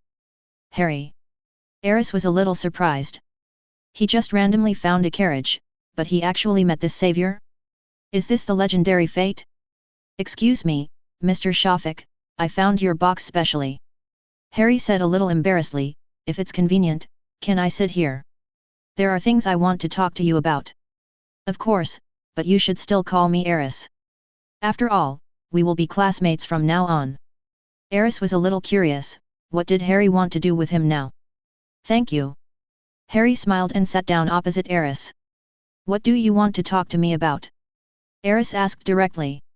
Harry thought for a moment before speaking. Hagrid told me that your current situation might be even worse than mine. So, I want to ask you how you managed to be so calm, as if those things didn't affect you at all. Hearing this, Aris laughed inwardly. It turns out this guy considers himself a life mentor. How can we face external pressure calmly? For matters like this, Shouldn't he ask the strongest backer of the young wizards at Hogwarts, Principal Dumbledore? Why did you think of asking yourself? Aris thought about it and a smile appeared on his face. It's actually very simple. When you have absolute strength, you can handle everything more easily. I know this may be difficult for you, but there is another way. You can try to exercise your skin. After all, in this kind of situation, as long as you are not embarrassed, it is others who are embarrassed. So Aris, I want to know, how exactly do you exercise your facial skin? Harry didn't seem to hear the sarcasm in Aris' tone, and asked seriously. Aris. Looking at the savior with an innocent look on his face, he suddenly didn't know what to say. Chapter 37. Hey, the surrounding boxes are full, can I sit here? Just when Aris was still thinking about how to tell Harry that he was just joking. Suddenly, another voice came from the door. Ronald Weasley stood somewhat awkwardly at the door of the box, looking at the two people inside. Of course. Harry quickly sat inside, then seemed to have thought of something, looked at Aris and confirmed, right, Aris. Well, please sit down. Aris nodded to Ronald. After Ronald sat down, the box suddenly fell into a brief silence. What Aris and Harry just discussed was, after all, a bit private. Perhaps Harry also felt that asking for advice on such matters was rather embarrassing, so he did not continue to ask. So, you do have that, right? After a moment, Ronald broke the silence in the box. Just like the plot in the original movie, Harry readily showed Ronald the lightning-shaped scar. As the topic started, the atmosphere in the box suddenly became harmonious. The three of them also introduced themselves. Perhaps, children's friendship comes so quickly. As for Aris, his attention was already on the mouse that Ronald was holding in his arms. If he remembered correctly, the identity of that mouse was not simple. That was an animagus, and was the one who actually betrayed Harry Potter's parents, causing them to be killed by Voldemort. This is Scabbers. So pitiful, isn't it? Ronald seemed to notice Aris looking at his mouse and spoke. Not bad, I think he's eating happily. The snack saleswoman on the train just came by and Harry bought a lot of food. At this time, the mouse was eating snacks comfortably in Ronald's hand. Oh right. Ronald seemed to suddenly remember something. Fred taught me a spell that can turn it yellow. Do you want to see it? Okay. Harry was obviously interested because he hadn't learned any spells yet. Aris showed little interest. It wasn't that he looked down on Ronald, but the spell Fred taught him might not even be called a spell. It's obvious that he just made it up to fool his own brother. Aris remembered that the phrase seemed to have appeared in a mobile game developed in the previous life that was set in a magical world. It sounded quite familiar. Just as Ronald raised his wand and prepared to cast a spell, another voice suddenly rang out from the door of the box. Have you ever seen a toad? Neville lost him. The girl's voice had just fallen, and then she saw Aris. Aris, you are here. The person who came was Hermione Granger, and she was obviously very happy to see Aris here. I just looked for you all over the train, but couldn't find you. I didn't expect you to be here. Hello, Miss Granger. Aris nodded slightly. Do you know each other? Harry looked at the two of them, somewhat curious. Oh, that was a legendary experience. Hermione said sincerely as she recalled what happened after she met Aris at Flourish and Blotts. By the way, are you preparing to cast a spell? The girl's sudden change of words caught everyone off guard. Yes. Ronald was a little embarrassed. Great, let's see your performance. Miss Granger raised her head with a somewhat arrogant look. Perhaps it was her genes as a top student that made her unwilling to admit that she was any worse than anyone else, even after entering this magical world that she had never known before. Ahem. Ronald cleared his throat, raised his wand again and chanted a spell. Sunshine, daisies, buttery goodness, turn this stupid fat mouse yellow. As the magic wand was waved, a faint yellow light suddenly flashed and knocked the box next to the mouth of Banban who was eating snacks away. However, the mouse's hair did not change at all. Ronald pouted awkwardly, shrugged, and looked at Harry.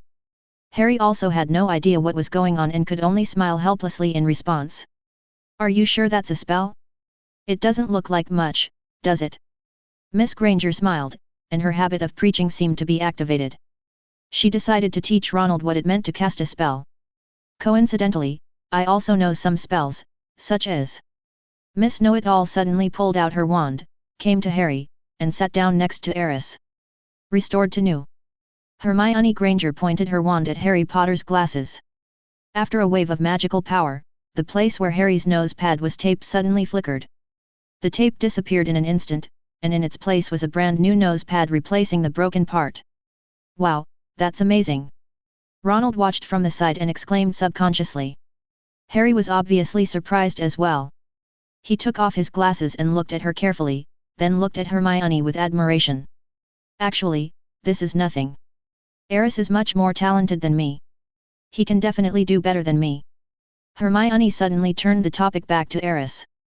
By the way, why did you just say that the process of getting to know him was like a legend? Harry, who had put his glasses back on, was obviously curious and couldn't help but ask. Ronald on the side also looked very interested, his eyes moving back and forth between Aris and Hermione. Well, you may not believe it. Hermione shrugged and said mysteriously, what Aris did is definitely beyond your imagination. The girl's slightly exaggerated expression made 3 black lines slide down Aris' forehead. He didn't know yet that Miss Know-It-All could be so gossipy and like to keep people in suspense. Hurry up and tell me. Harry and Ronald couldn't wait any longer. Seeing the expressions of the two, Hermione nodded in satisfaction and continued, 10 minutes, reciting randomly, he completed the ultimate challenge of Flourish and Blots. He only spent 10 minutes reading a book and recited a whole book, which is at least more than 10,000 words. Hiss. Harry and Ronald couldn't help but gasp when they heard Aris's impressive results. Even if you give me one day, I may not be able to recite a 2,000 word fairy tale. Ronald muttered softly. This is incredible. Harry was obviously even more surprised, because he had studied in a Muggle school, so he knew more clearly the difficulty of this ultimate challenge. Unbelievable, isn't it? Hermione looked at Aris deeply, seeming a little unconvinced. Aris, your memory is so good, your magic talent should be pretty good too. At this time, the little tricks that Miss Know-It-All had been preparing for finally came out. How about you perform a spell for us? After all, her pride as a top student made her refuse to admit defeat. He wanted to make up for his indirect defeat to Aris by improving his spellcasting ability. Of course Aris could see her little thoughts. However, he knew very well that the little girl had no ill intentions and was just being tsundere. So, I just smiled softly. Then he pulled out the silver-grey wand from his robe and pointed it at Ronald, the rat in his hand. Chapter 38. What are you going to do? Ronald subconsciously wanted to pick up Banban to avoid Aris's wand. However, his movements were obviously not as fast as Aris's. Don't you want to see me cast a spell? Watch carefully. The silver-grey magic wand lightly tapped, and a beam of light hit the spots in Ronald's hand without any surprise. Aris could clearly see that the mouse's eyes showed a look of fear, just like a human's, although it was only fleeting. The next second, Banban's body twisted rapidly and quickly transformed into a goblet. This is a very advanced transfiguration technique. Hermione stared at the goblet in Ronald's hand with wide eyes and disbelief. She couldn't help but stand up, took the goblet in her hand and looked at it carefully. I have read some explanations about transfiguration in books. A successful transfiguration is to completely transform one object into another. Look at this goblet. It has clear textures and is made of high-quality material. There is not a single sign of a rat left. Such spell-casting ability is simply impossible for a young wizard who has just entered school to possess, right? She looked at Harry and Ronald in confusion, as if trying to find some evidence to prove that the transfiguration was not performed by Aris at all. But you saw it too. It was Aris who turned Banban into a goblet just now. Ronald couldn't help swallowing, and suddenly he felt that the snacks in his mouth didn't taste good anymore. He's a genius. Harry looked at Aris in a daze.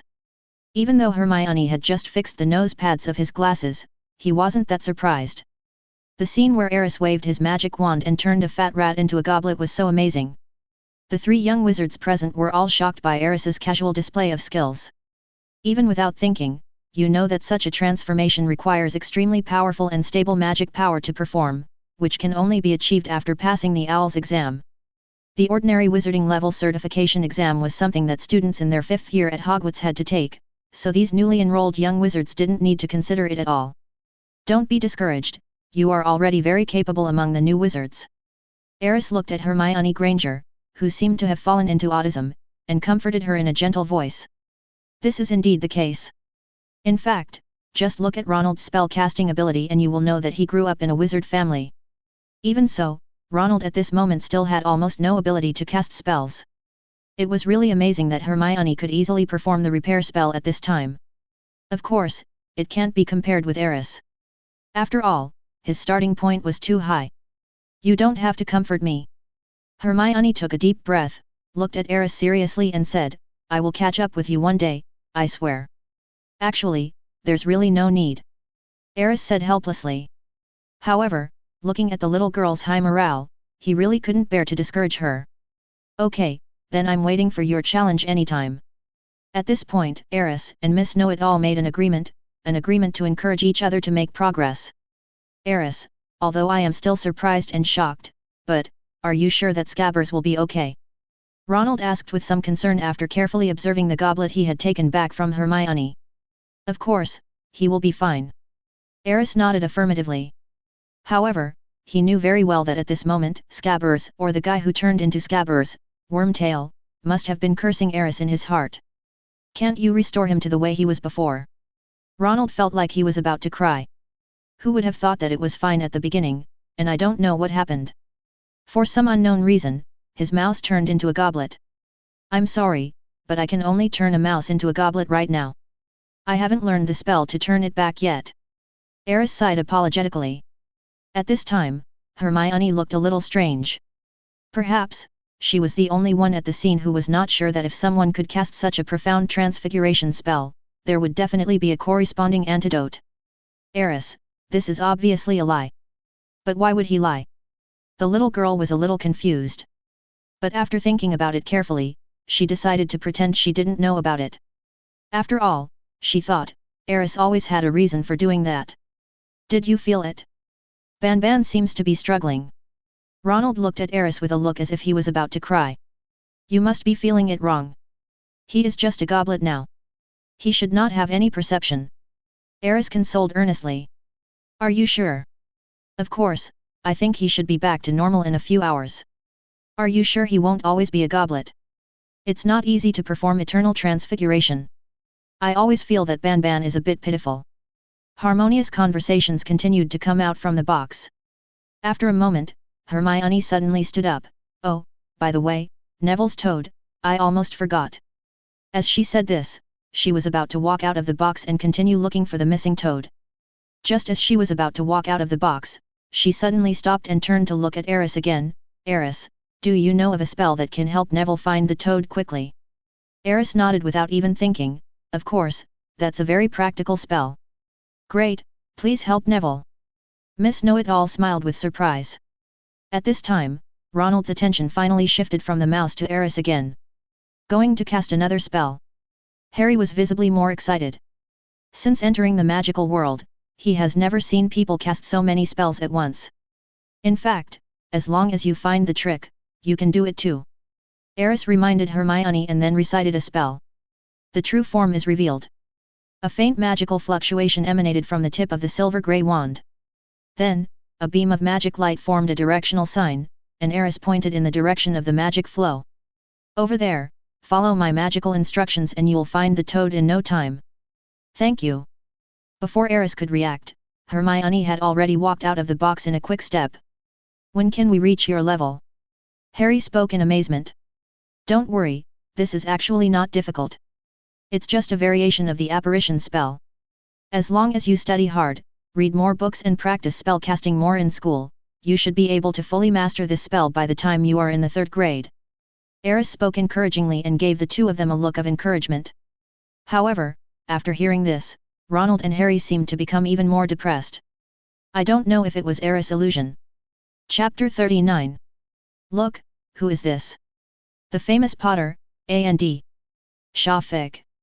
Shortly after Hermione left, the door to the box was pushed open again, and 3 figures appeared outside.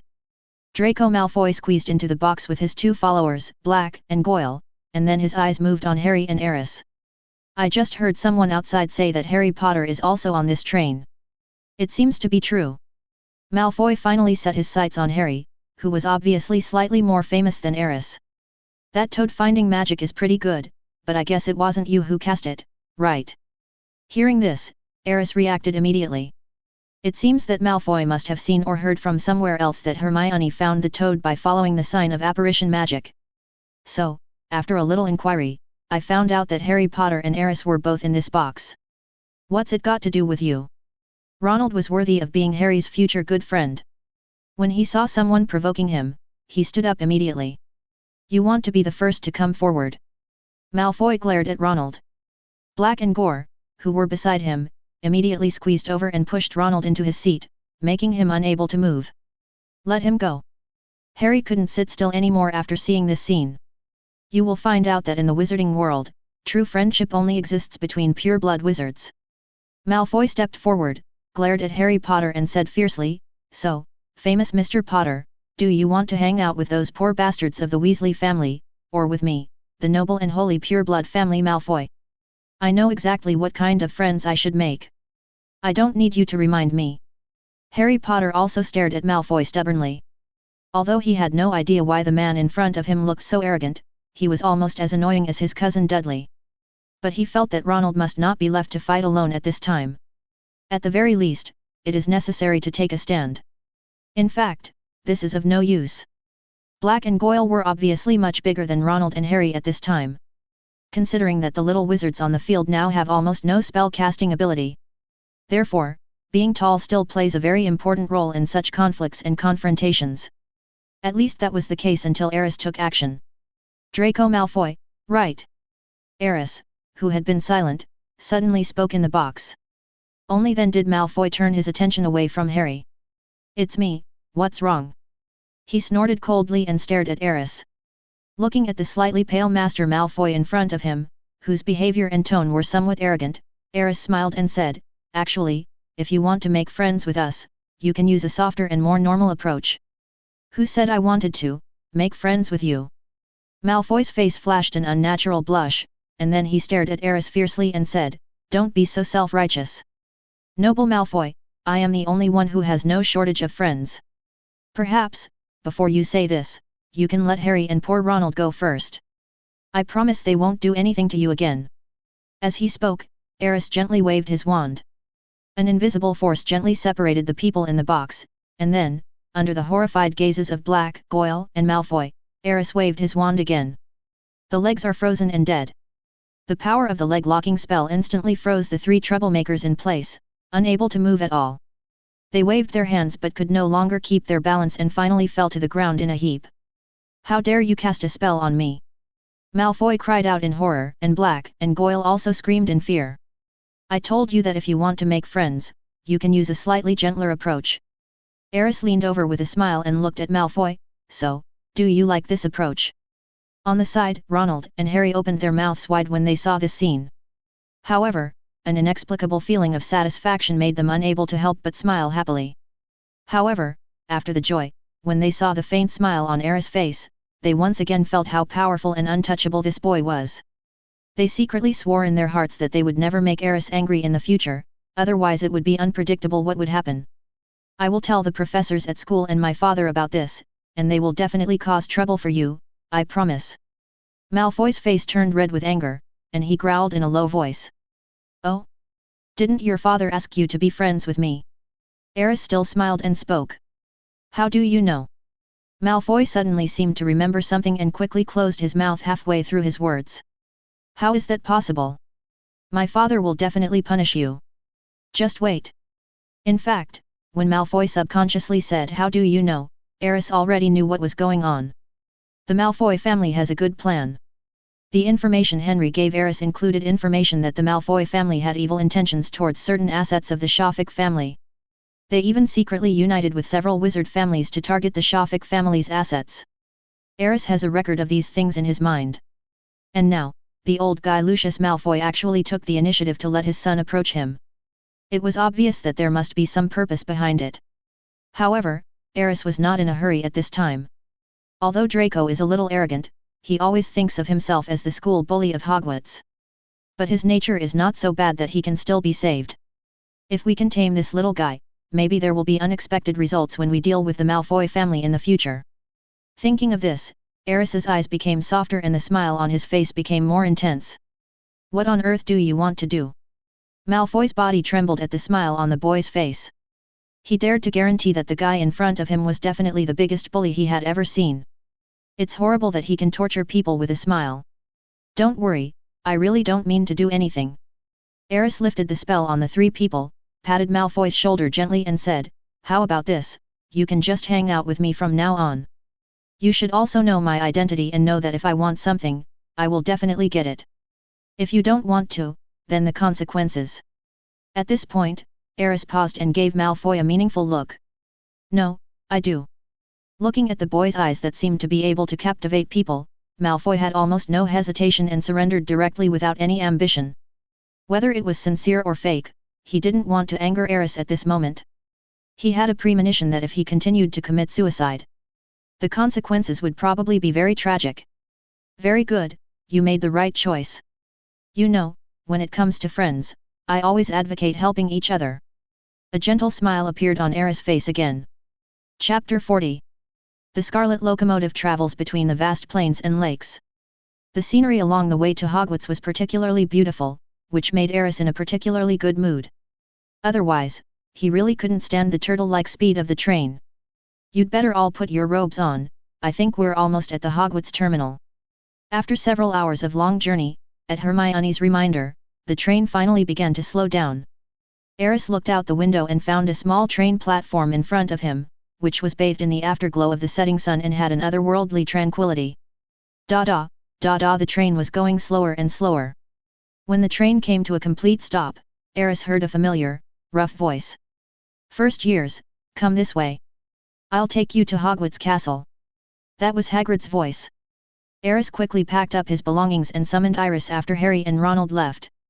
Little guy, give this letter to Luna, can you do it? He placed a letter next to the little red dragon's mouth, reached out and stroked Iris's head, and asked. Wow, the little red dragon nodded affirmatively, and then rubbed Aris's palm affectionately. Remember, try not to be discovered. Aris warned. After a month of growth, the little red dragon has grown a lot bigger, and the growth of its attribute panel also made Aris astonished. Its current strength is probably not weaker than Aris at all, and in some aspects, it is even much stronger.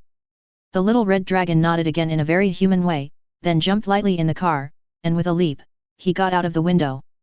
At that moment, Aris clearly saw a layer of magical light appearing on Iris' body, and then the whole body of the little red dragon disappeared into the void, which could not be captured by the naked eye.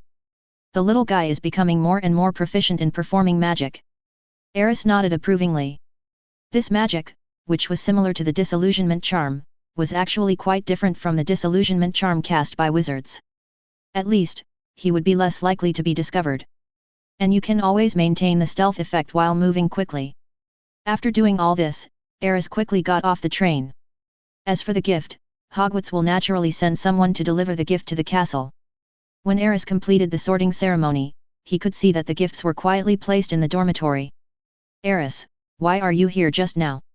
As soon as they walked into the place where the little wizards gathered, Ronald and Harry noticed Aris and asked quietly. Nothing, I just sent a letter. Sending a letter? Harry was curious. Does he also use an owl? At this moment, he seemed to think of the white owl that Hagrid bought for him, Hedwig. Well, that's about right. Aris replied vaguely. At this time, the little wizards had almost gathered. Hagrid's voice came again from the front, little ones, follow me, remember to follow closely. Where are we going? Harry asked Hagrid curiously. You'll know soon. Hagrid winked at him.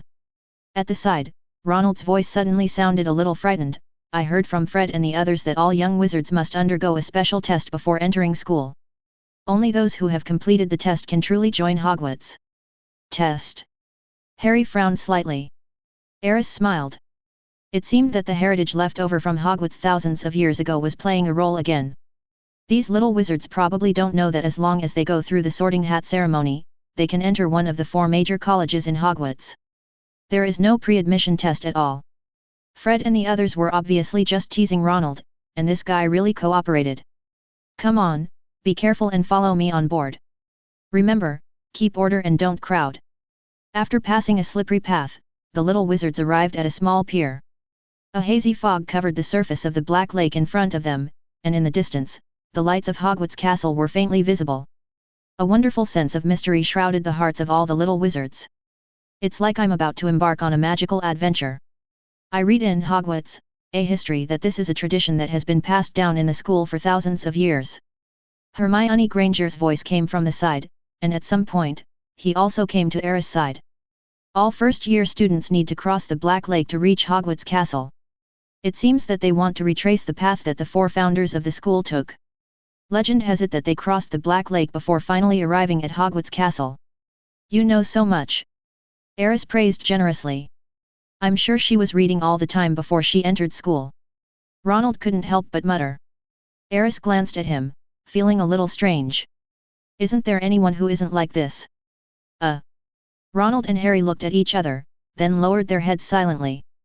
Apart from academic masters like you, who else, a normal little wizard, would start preparing for lessons so long in advance?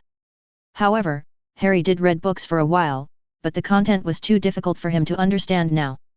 So, he gave up quickly. Otherwise, he wouldn't be unable to cast any spell until now. The small boats floated on the huge black lake like leaves.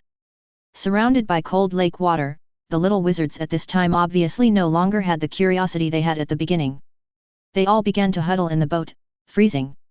The torches on the boats were obviously of limited use and did not provide them with much visibility. At this moment, a ray of light suddenly rose from one of the boats in the center of the lake. Lumos. The light was like a bright moon, slowly wandering around the boat and finally hanging in the front of the entire team. In this way, the little wizard's horizons were immediately broadened a lot. The surrounding lake water didn't seem so cold anymore. Aris, great job! Ronald and Harry stood up from the boat excitedly. They looked at the moon-like light not far away with some fascination, and their hearts were extremely excited. The scene before my eyes. Black Lake, Castle, bright moon. Everything seemed like a legendary myth, and they seemed to have come to a mysterious country. A country that belongs only to Hogwarts. Not far away, Hagrid and Draco Malfoy saw this scene and felt different emotions in their hearts. Hagrid naturally knew that casting such a fluorescent spell was not an easy task. Especially for first-year students who have not received any magical training. His evaluation of Aris was raised a few points, and he was somewhat impressed by the boy's talent. As for Malfoy, at this moment, he was looking at the figure bathed in fluorescent light with extremely complicated feelings.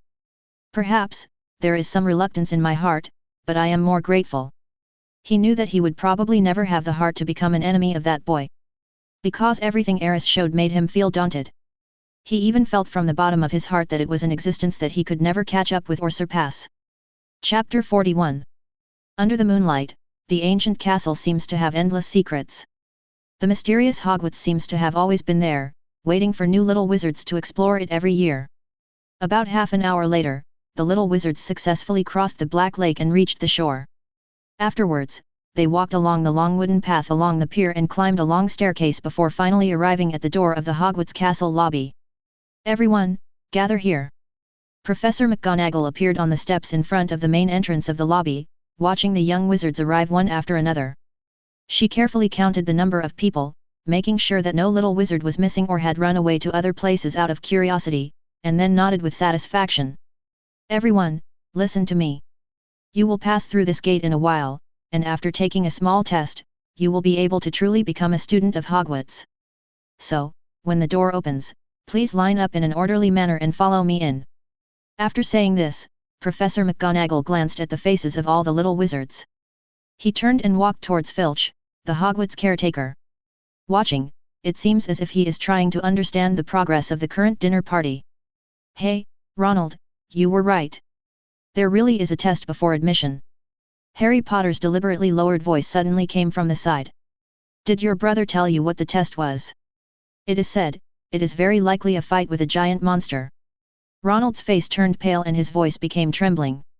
On the side, Hermione's expression also looked a little unhappy, and she looked very nervous. How is this possible? Whispered discussions arose among the crowd. I can't imagine myself fighting a giant monster.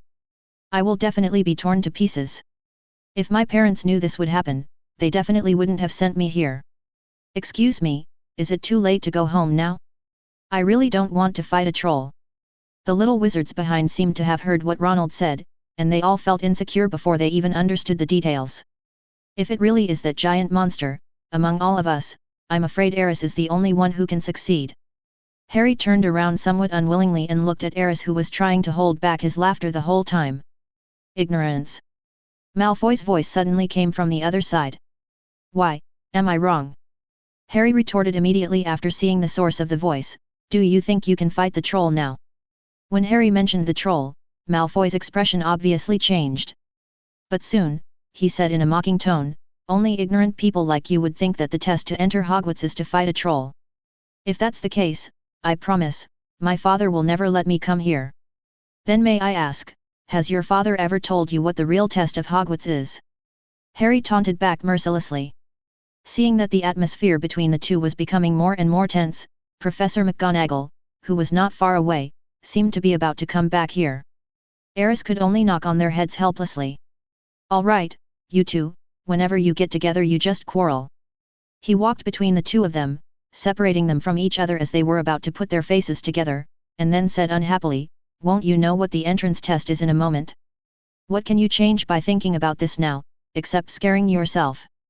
After Aris stood up, both Malfoy and Harry subconsciously shut their mouths. Even Ronald, who had just looked indignant, lowered his head obediently. Apparently, none of them dared to contradict Aris. Perhaps they felt that what Aris said made sense. When Aris' voice fell, Professor McGonagall seemed to have received some kind of signal and turned around and walked quickly towards this side. Children, the sorting ceremony is about to begin. Please follow me into the lobby. As she spoke, she pulled the little wizard standing at the front and walked into the lobby. The doorman Filch hurriedly pulled the lobby door to both sides, and it looked like he was struggling. The young wizards followed closely behind, filing into the lobby. On both sides of the lobby, students from the 4 major colleges had been waiting for a long time, and their eyes were all looking at the team of young wizards who had just entered. Among them, Ronald was pulled by his hair by his brothers when he passed by the Gryffindor school table. Harry was no longer as nervous as before, and looked at the decorations in the hall with curiosity, especially the ceiling above the heads of the little wizards. The Hogwarts Great Hall is enchanted. Just like the decorations, they can change colors at will. And above our heads, we can see the starry sky directly through the ceiling. It's all very strange, isn't it? As expected, Hermione's voice sounded at this time. This knowledge was obviously what she had learned from Hogwarts, a history. It's really amazing.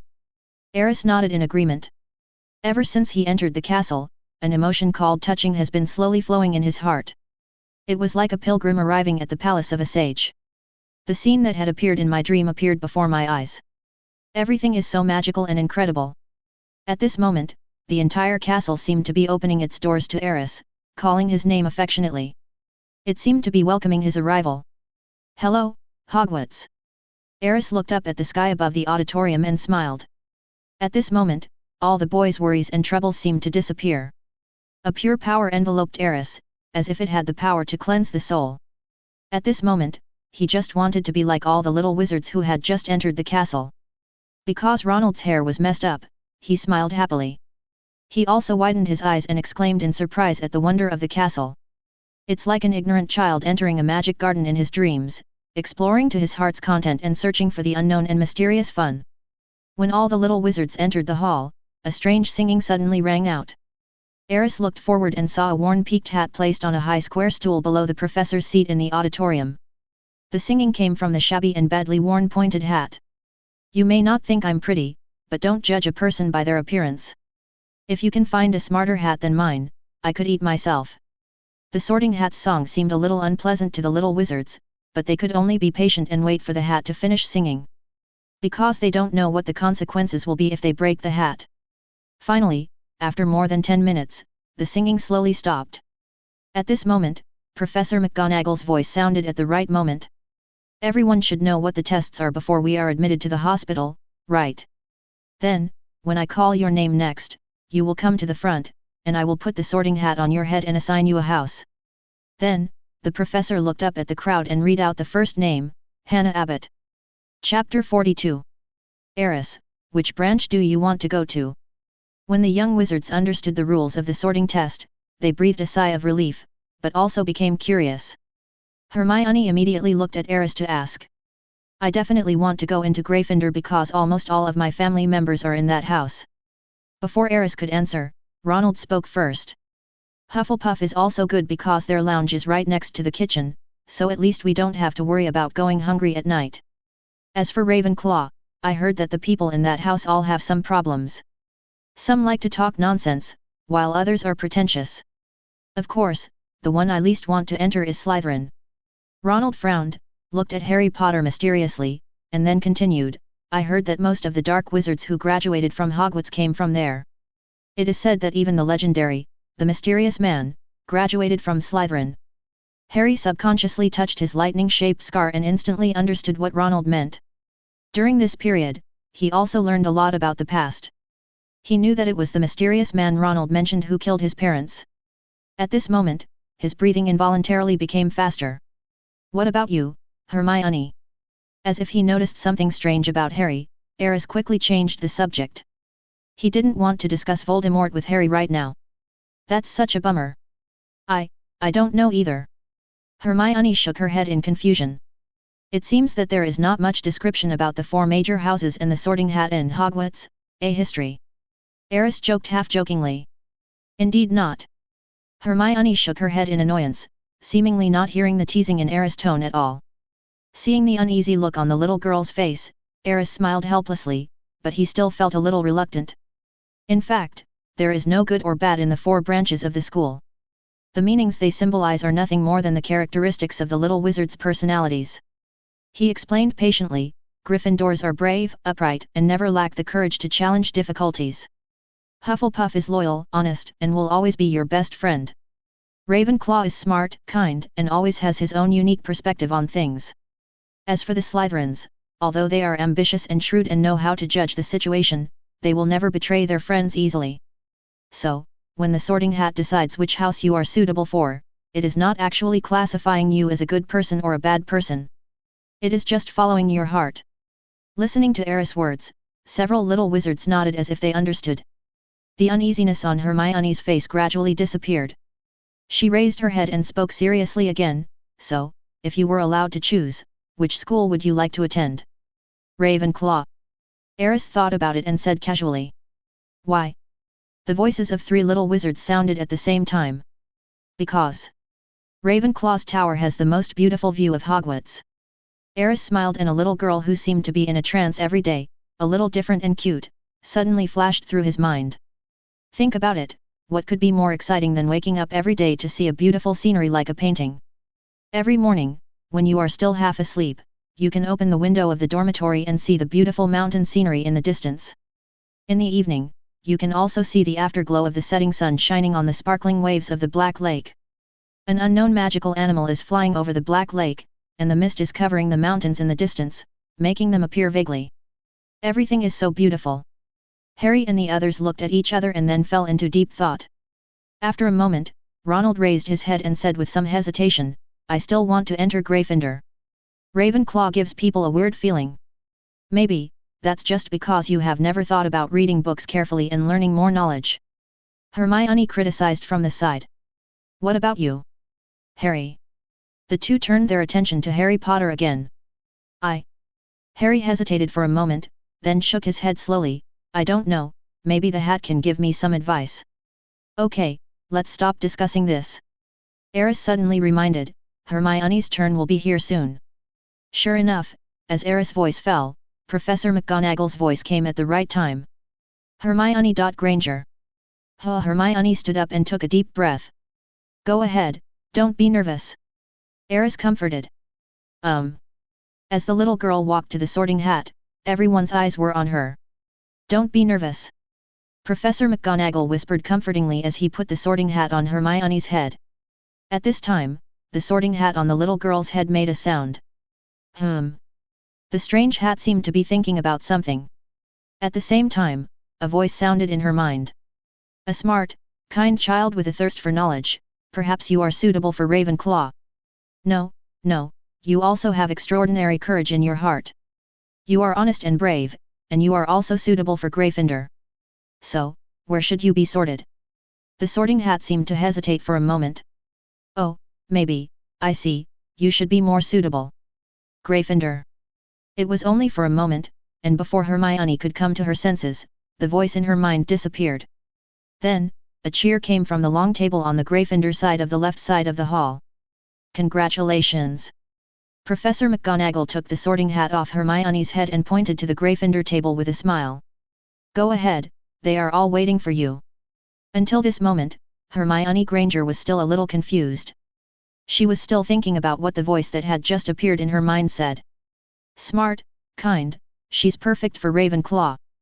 But why was he sorted into Gryffindor in the end? Her eyes involuntarily turned to Aris, and she thought of what the boy had just said.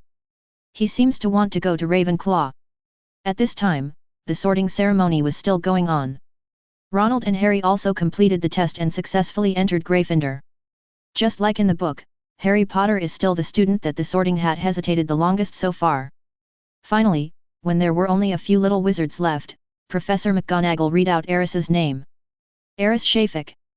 This name immediately attracted a lot of people's attention. Even some students who were already waiting for their meals turned their eyes to the sorting hat once again.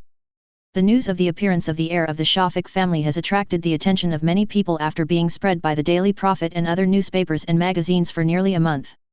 At this time, it was not just Ronald and other young wizards who had come into contact with Aris, as well as those students who had heard of the name Shafik. Even in the professor's seat, several eyes were looking over. Except for Harry Potter, of course. At tonight's sorting ceremony, the one who attracted the most attention was Aris. Chapter 43. Guess which college he will be assigned to. At the Gryffindor table, Percy Weasley was discussing Aris's sorting with several Gryffindors beside him.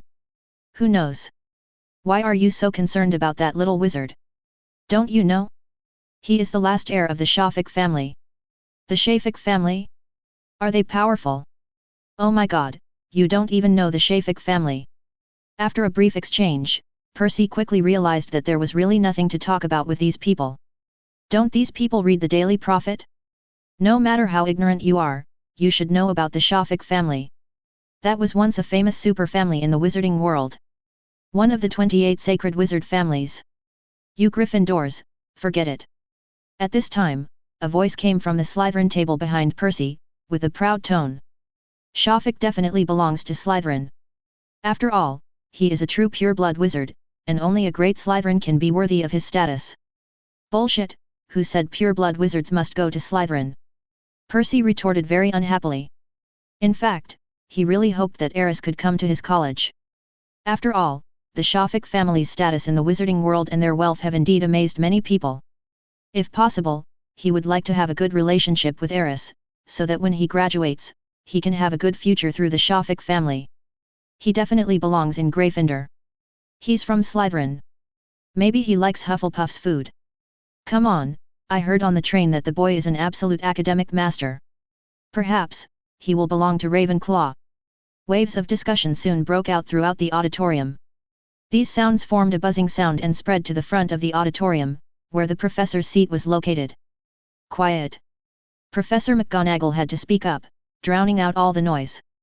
Now, Aris, please put on the sorting hat. The boy walked to the sorting hat, sat on the stool, and felt the shabby hat being put on his head. Then, a voice sounded in his mind. Well, very gifted, extremely talented, and very smart. You are ambitious and calculating, but you are also kind-hearted and have courage that ordinary people don't have. I'm afraid that, except for Hufflepuff, the other three houses are very suitable for you. What? I'm not loyal and honest. Aris subconsciously refuted the sorting hat. No, it's just that compared to other qualities, loyalty and integrity are obviously not the most outstanding qualities for you, explained the sorting hat. So, which house should I place you in? As Aris was communicating with the sorting hat, the auditorium gradually became quiet. As time went by, more and more people looked at the figure sitting on the stool in the front, with curiosity on their faces. Apart from Harry Potter, no other young wizard had ever spent so long being sorted. In the eyes of other students, this was enough to prove that Aris was something special. So, you sort the little wizards according to the most outstanding qualities of each of them. Aris was still trying to communicate with the sorting hat. He has always been curious about whether this hat really has a completely independent consciousness or is just a programmed test. If it is a completely independent consciousness, how did it come into being? After all, as far as Aris knew, the four former Hogwarts giants only put part of their thoughts into the hat, which was obviously not enough to make the hat have independent self-awareness. According to this reasoning, the sorting hat should be just some kind of magic testing machine that combines legilimency and some screening methods. It's just that this machine looks more intelligent and can communicate with the tester in simple ways in certain special contexts. Of course not. I always believe that if a little wizard can grow better in a certain college, it would definitely be the best choice. The voice of the sorting hat sounded again. Then why don't you sort the students who belong to Gryffindor into Ravenclaw? Aris retorted calmly, don't brave people need to have brains? Of course, brave people also need brains. No, Gryffindor represents courage, which is their most precious quality. So, why don't you sort Slytherin students into Ravenclaw? Aris's indifferent voice sounded again, after all, ambitions also need a smart mind to be better realized, right? Of course, if you only have ambition but no brains, you won't be able to accomplish anything. No, these two schools represent different qualities, each with its own strengths and weaknesses. So, I heard it wrong. Who just said that the young wizard should be placed in an academy that is most suitable for his growth? Isn't this a bit contradictory? As Aris' voice sounded again, the sorting hat fell silent. Why aren't you talking? Do you have anything else to refute? If you have nothing to refute, then assign me a college. Aris was now roughly certain that this sorting hat might really be a testing instrument. However, this instrument was artificially injected with certain thoughts and blessed with magic, giving it the ability to peek into the little wizard's mind. Therefore, we can see the different reactions and superficial thinking shown in the little wizard's minds when they were sorted. The sorting hat can roughly analyze the personality of the young wizard and assign him to a suitable house. To put it bluntly, it's like some kind of psychological questionnaire. By answering certain fixed questions, many people can be roughly divided into several categories. However, the sorting hat has changed the process from requiring the test subject to actively select the topic to a process in which the hat automatically selects the test subject. Perhaps this way of dividing the houses sometimes leads to errors. But what complicated thoughts could a group of 11-year-old wizards have? With the ability of the sorting hat, it is enough to roughly distinguish them and complete the sorting through superficial thinking. But after meeting Aris, everything is different. At this point, because of Aris' deliberate guidance, it can be clearly seen that the sorting hat is already having a hard time screening. At this time, if the little wizard being tested does not make his own choice, the test will most likely continue to be delayed. Okay, let me go to Ravenclaw. In the end, Aris had a helpless thought. The conversation with the sorting hat just now was actually just a collision of thoughts in his mind. Aris simply used some method of concentrating his will to express his thoughts clearly, so that they could be obtained by the sorting hat. At this time, after realizing Aris' final thoughts, the sorting hat indeed made the final choice at the right time. Of course, if you're sure, then. Ravenclaw. Chapter 44. When the sorting hat's voice sounded, the whole hall fell silent. Then, loud cheers rang out from the Ravenclaw table. We actually got Shafik. This is incredible. Woohoo, long live Ravenclaw. On the other side, everyone at the Slytherin and Gryffindor tables was stunned by the situation. They couldn't understand why Aris chose Ravenclaw. As a member of the sacred 28 pure-blood families, you didn't choose to enter Slytherin. This is incredible. The sorting hat took so long to make its choice. He must have had a chance to come up with his own idea. Has Ravenclaw ever produced any particularly famous people? I can't seem to remember them at the moment. Professor Flitwick is from Ravenclaw, why don't you talk to him about this? As discussions arose, the entire auditorium fell into a buzz again. After Aris sat down at the Ravenclaw table, his eyes naturally turned to the professor's seat.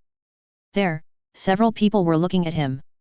Professor McGonagall's expression was somewhat complicated, and there was a hint of indescribable uneasiness in his eyes. Aris didn't know what she was worried about. At this moment, he suddenly remembered that the question he had asked Professor McGonagall about the nature of magic had not yet been answered. It's been a month, she should have the answer, right? Thinking about it, Aris made a decision immediately. Before the dinner ends, I must find an opportunity to ask Professor McGonagall another question. When Aris looked at the seat to the right of Professor McGonagall, which was the most central position of the entire professorial chair, an old wizard with long silver hair and beard was sitting there. He wore half-moon spectacles above his blue eyes, the lenses sparkling brightly under the light. There was always an expression of being in control on his face, and the look when he looked at people had a power that could penetrate people's hearts. The moment he saw the old man, a name flashed through Aris' mind. Albus Dumbledore. As if he noticed the boy's gaze, the old wizard gently raised the wine glass in his hand towards the boy, like a kind grandfather, and smiled. At this moment, Aris' heart couldn't help but skip a beat. Because, when Dumbledore looked at her, Aris really felt a chill all over his body, as if everything was seen through and there were no secrets left. It's legilimency. Aris murmured softly, a thoughtful look in his eyes. It seems that it is necessary to extend the time of practicing brain occlumency. He didn't want to have no secrets in front of Dumbledore in the future. Although there are some tricks that can temporarily interfere with the effect of telepathy, such as keeping the mind highly concentrated and thinking about the information you want the other person to know. In that way, the other party will naturally not be able to accurately detect more information about you. But that's just the most basic way to fight legilimency. And it's limited in effectiveness. If you really want to fight legilimency, you must become a truly powerful occlumency master. During this month, Aris has been studying the art of brain occlusion, but that ability cannot be acquired overnight, it requires constant practice, and Aris is unwilling to let others explore the secrets in his mind. Therefore, his brain occlumency technique has not made much progress. Dumbledore's ability to perform legilimency anytime and anywhere with just a glance is really too buggy. This forced Aris to devote more energy to the research of legilimency. Finally, Aris also felt a strange gaze from the professor's seat. That gaze belonged to Professor Quirrell. For some reason, Aris always had a weird feeling every time he saw Quirrell's eyes. It is a kind of unreasonable malice, an instinct. Aris could feel that Quirrell must be thinking about doing something bad at this moment. Moreover, this bad thing might be directed at myself. Could this be a manifestation of the ability of the prophetic talent? Aris looked thoughtfully at the professor, who seemed a little timid, and finally shook his head slightly. Whether it was Quirrell or Voldemort, with their current strength, they were not a big threat to Aris. And he believes that in the next few months, the gap will only get smaller and smaller. Next, we will hand over the time to Headmaster Dumbledore. After that, basically no one paid attention to the branches of the remaining few young wizards. Everyone was talking about Aris, or Harry Potter. Until Professor McGonagall returned to the professor's seat and tapped his glass gently. The clear voice seemed to be cast by magic, spreading clearly throughout the auditorium. Then, Dumbledore stood up and cleared his throat. His deep, old voice resounded throughout the hall. Now, what I want to say is, idiot. Crybaby. Scum. Screw it. As the silver-haired old wizard's voice fell, the entire auditorium suddenly burst into warm cheers. At the same time, food appeared on the 4 long tables in an instant. The rich fragrance quickly spread throughout the auditorium. The dinner party is now officially starting. The little wizards, who were already starving, naturally didn't show any courtesy and started eating to their heart's content. At the Gryffindor table, Hermione looked at Aris back not far away with some annoyance, frowning slightly.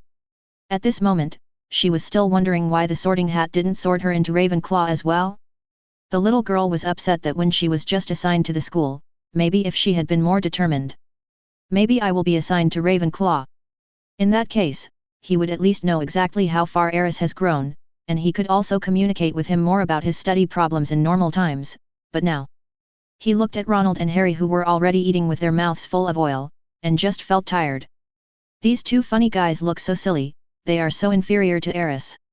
If this continues, the gap between her and Aris will only grow wider. That was something she would never allow to happen. On the other side, Aris, who had just eaten something, turned to look at a little Asian witch whom he had just met. Chujong, can I ask you a question? The pretty little witch with a slightly red face quickly swallowed the food in her mouth, then nodded and said, of course. Well, I was wondering. Aris glanced at Professor McGonagall and said hesitantly, if I go to ask Professor McGonagall some questions now, will she think I'm being rude? Ah. The little Asian witch was stunned for a moment, then she said with a smile, of course not, as long as there is nothing particularly urgent, professors are usually happy to answer students' questions. Then I feel relieved. Aris nodded with a smile. Then he stood up and walked towards the professor's seat. Wait, what do you want to know? Maybe I can tell you. Chujong looked at Aris' handsome face and long silver hair, and subconsciously called the boy again. Well, excuse me, Professor McGonagall said this question is a bit difficult and it's not something we should study at our age, so I think it's highly likely that you don't know the answer. But I promise, if I get the answer from Professor McGonagall, I'll tell you. Chapter 45. Just as Aris turned around, Chu Zhang's voice came again from behind. Wait, what do you want to know? Maybe I can tell you. Looking at Aris' handsome and delicate face and his long silver hair, Chu Zhang subconsciously called the boy again for some reason. After all, I've studied at Hogwarts for 2 years.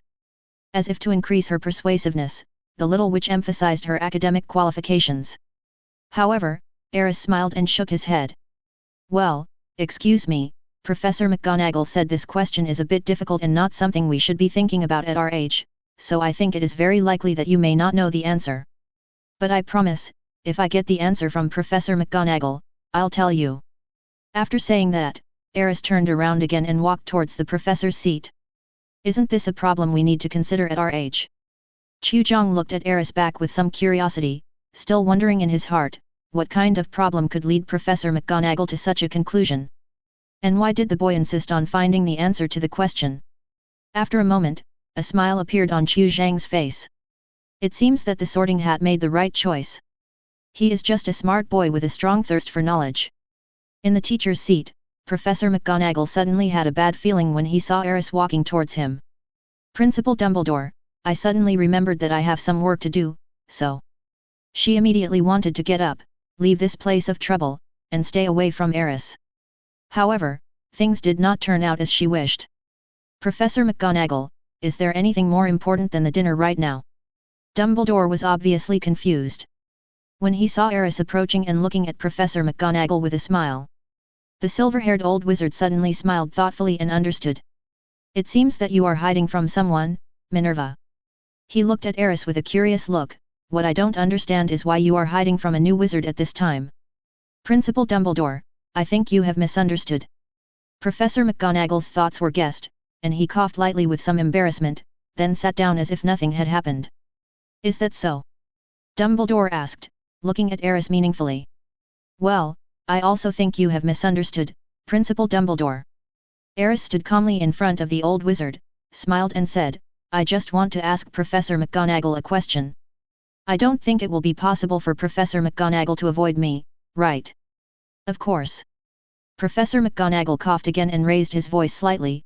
Aris, just ask any questions you have. If I know anything and it doesn't involve any unspeakable secrets, I will tell you everything I know. Thank you, Professor McGonagall. Aris nodded, remaining humble. Actually, it's the same question I asked you before, about the truth about the nature of magic. Professor, you told me in the hall of the Lovegood family a month ago that you would explain the answer to this question to me in detail when I arrived at Hogwarts, so I think now is the time, right? The nature of magic. Dumbledore looked at Professor McGonagall, with a look of surprise behind his half-moon glasses, as if he had not expected Aris to raise such a question. That's right, it's about the nature of magic. Aris looked at the silver-haired old wizard seriously. I'm wondering, although magic is a gift that wizards are born with, what kind of power is it? Is it like the chemical and physical formulas in the Muggle world, with some kind of rules? If we can clarify these issues, perhaps the entire wizarding world will benefit from it. As long as we can figure this out, creating spells might become easier. Our control over magic will also become more traceable. Rather than a mysterious power that is so profound that it cannot be described in common language, right?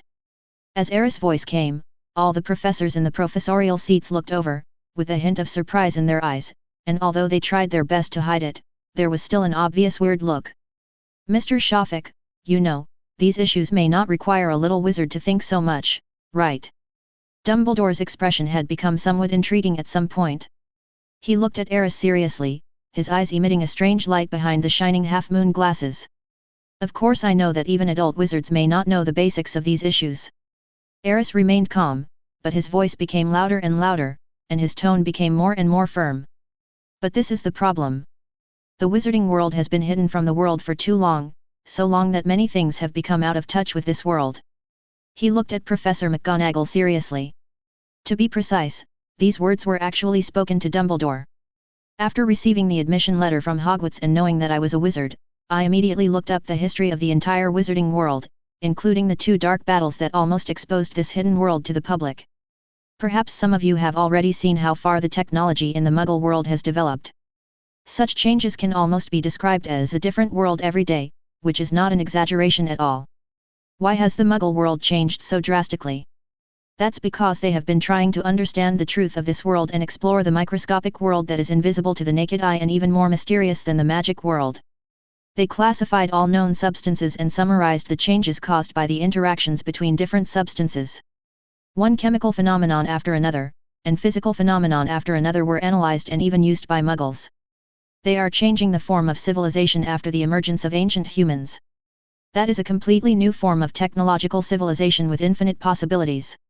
If they can do it, then why can't we study, explore, and analyze the deepest principles of magic, and find the root essence of this power? Why can't we? I don't know since when, the entire auditorium has fallen into silence. At this moment, all the little wizard's eyes were fixed on the boy who was standing straight and talking under the professor's seat. His voice echoed in the auditorium. That voice seemed to carry an unspeakable power that made the little wizards tremble in their hearts. Not just little wizards. Even the teachers in the professorial seats were filled with shock at this moment. I always believe that young wizards are the backbone of the wizarding world. Those problems are not just the responsibility of adult wizards, but our responsibility. Aris clenched his fist affirmatively. Even if you are just a first-year student at Hogwarts, you should have the courage to explore those ultimate questions. In this way, the wizarding world will have the possibility of a brighter future. Chapter 46. In fact, ever since Aris came into this world, he has been thinking about a question. How is he going to survive in this world? Should you develop in a low-key manner, stay in your own little corner until you are strong enough and then come out? Or should you follow the protagonists and use your familiarity with the plot to get free food, drinks, and fame? Or, is it to show his talent to the world and announce his arrival in a higher posture? It wasn't until the moment the system appeared that he finally made a decision. It is impossible to develop in a low-key manner.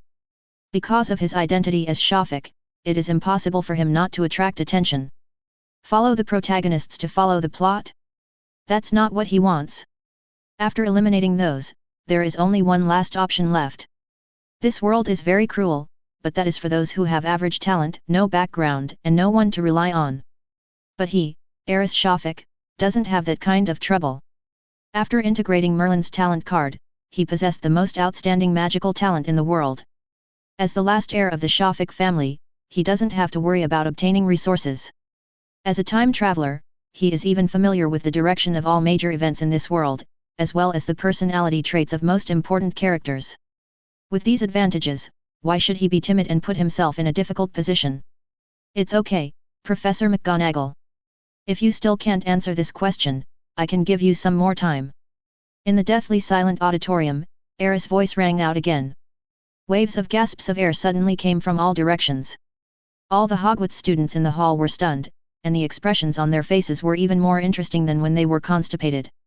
And this is exactly the effect Aris wants. This is how he announces his coming to the world. Aris, you. Professor McGonagall had a complicated expression, embarrassment, trepidation, but mostly panic. Because what the boy just said was so shocking. That was not only a subversion of the existing order of the wizarding world, but also a challenge to professors like them. Those words may seem long, but in the final analysis, they actually mean the same thing. The teaching method at Hogwarts is so old-fashioned. It's time to make some changes. The wizarding world is so backward.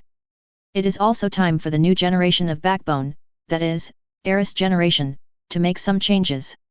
As for the question of the nature of magic, in the eyes of professors like McGonagall, and even Dumbledore, it may just be an excuse. What on earth does this guy want to do? Professor Dumbledore. McGonagall turned and looked at the silver-haired old wizard beside him, trying to seek his advice. Perhaps we should have a good talk with this child.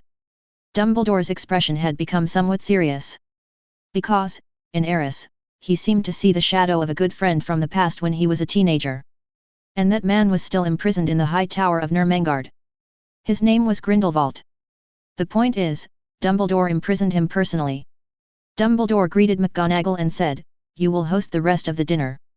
As he spoke, the silver-haired old wizard stood up and nodded to the other professors. "If you have any questions, you can talk to me later. Now, I want to talk to this kid. Sorry. As he spoke, he seemed to suddenly remember something and turned around to give McGonagall some instructions. Remember, Mr. Filch has something to remind the students. Of course, there are also those school bands, which you need to announce to the first-year students this year.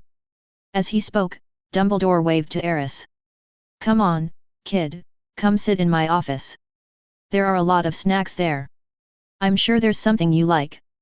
With pleasure, Headmaster Dumbledore. Aris smiled and nodded. Then, he looked at Professor McGonagall and reminded him, Professor, I think I may have to trouble you until I get the answer. Why do you still care about the damn answer?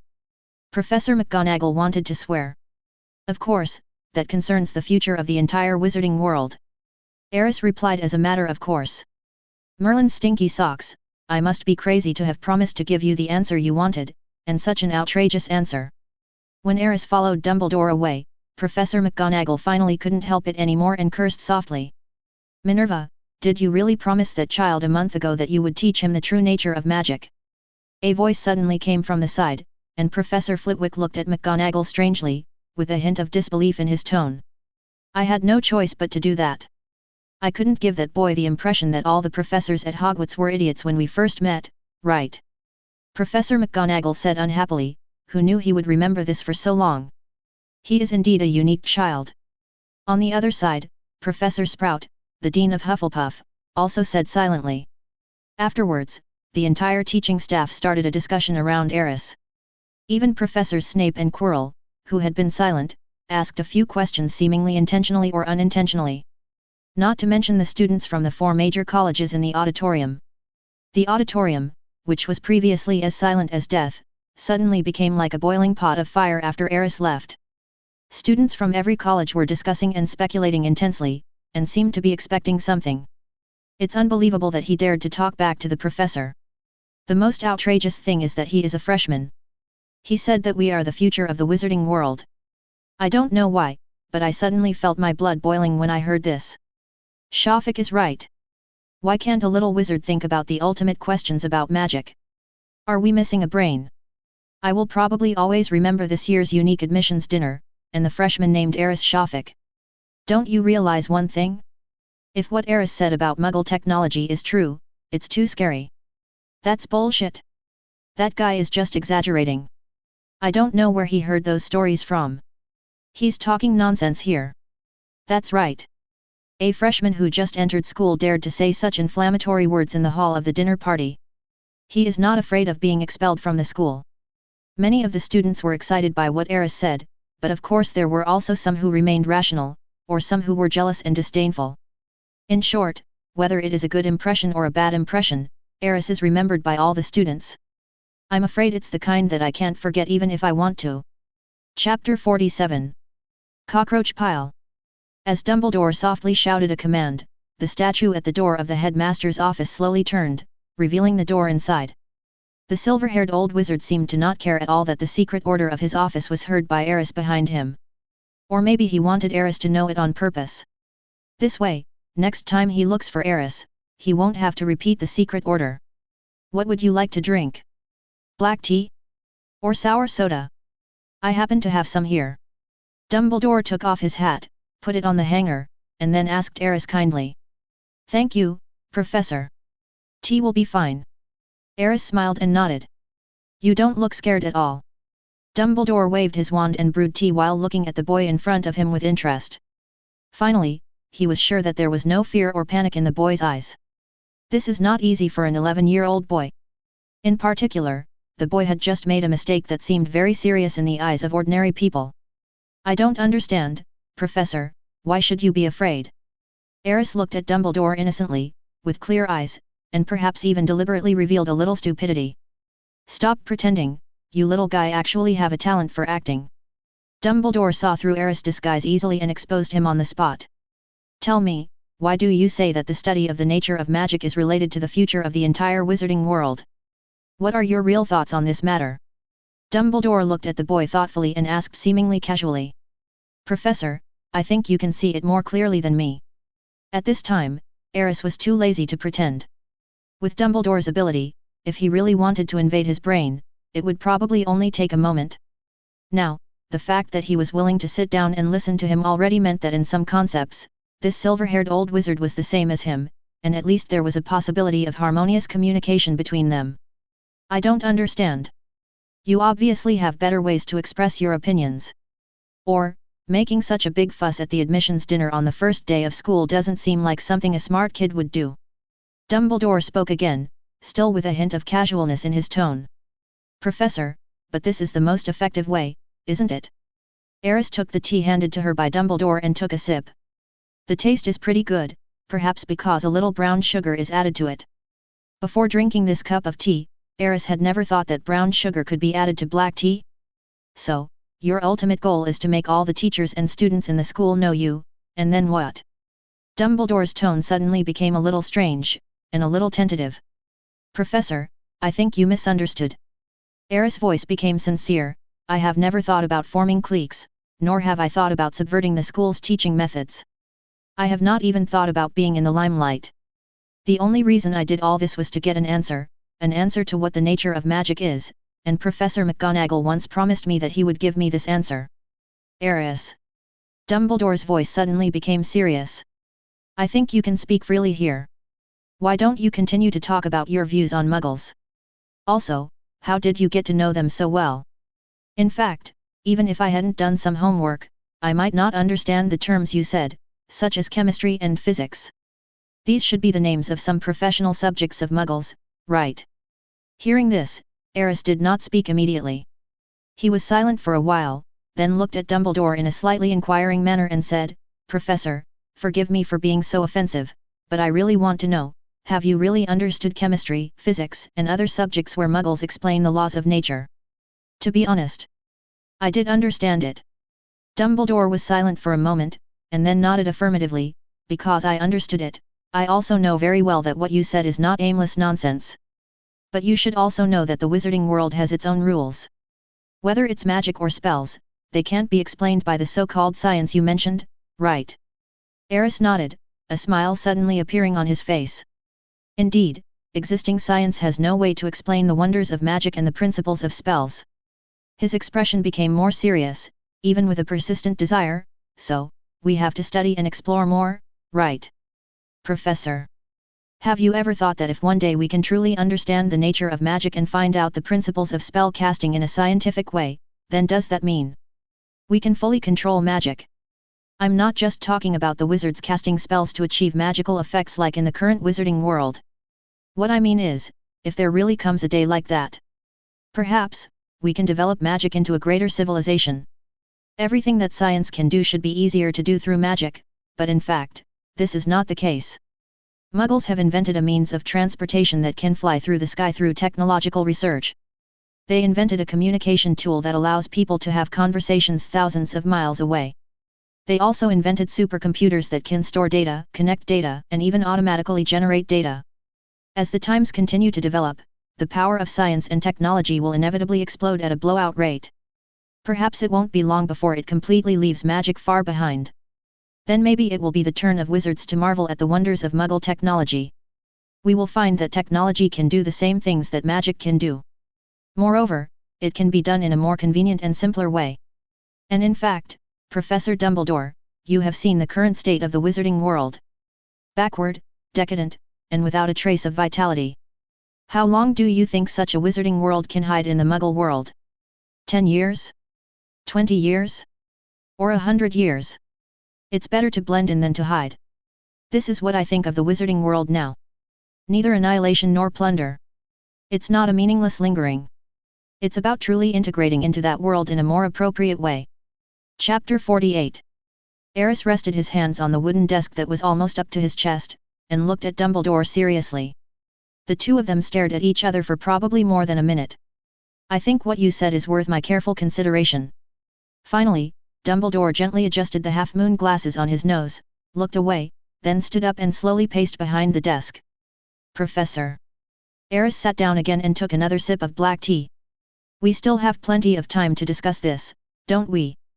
Dumbledore stopped and looked at the boy again. Yes, perhaps, today's conversation can end here.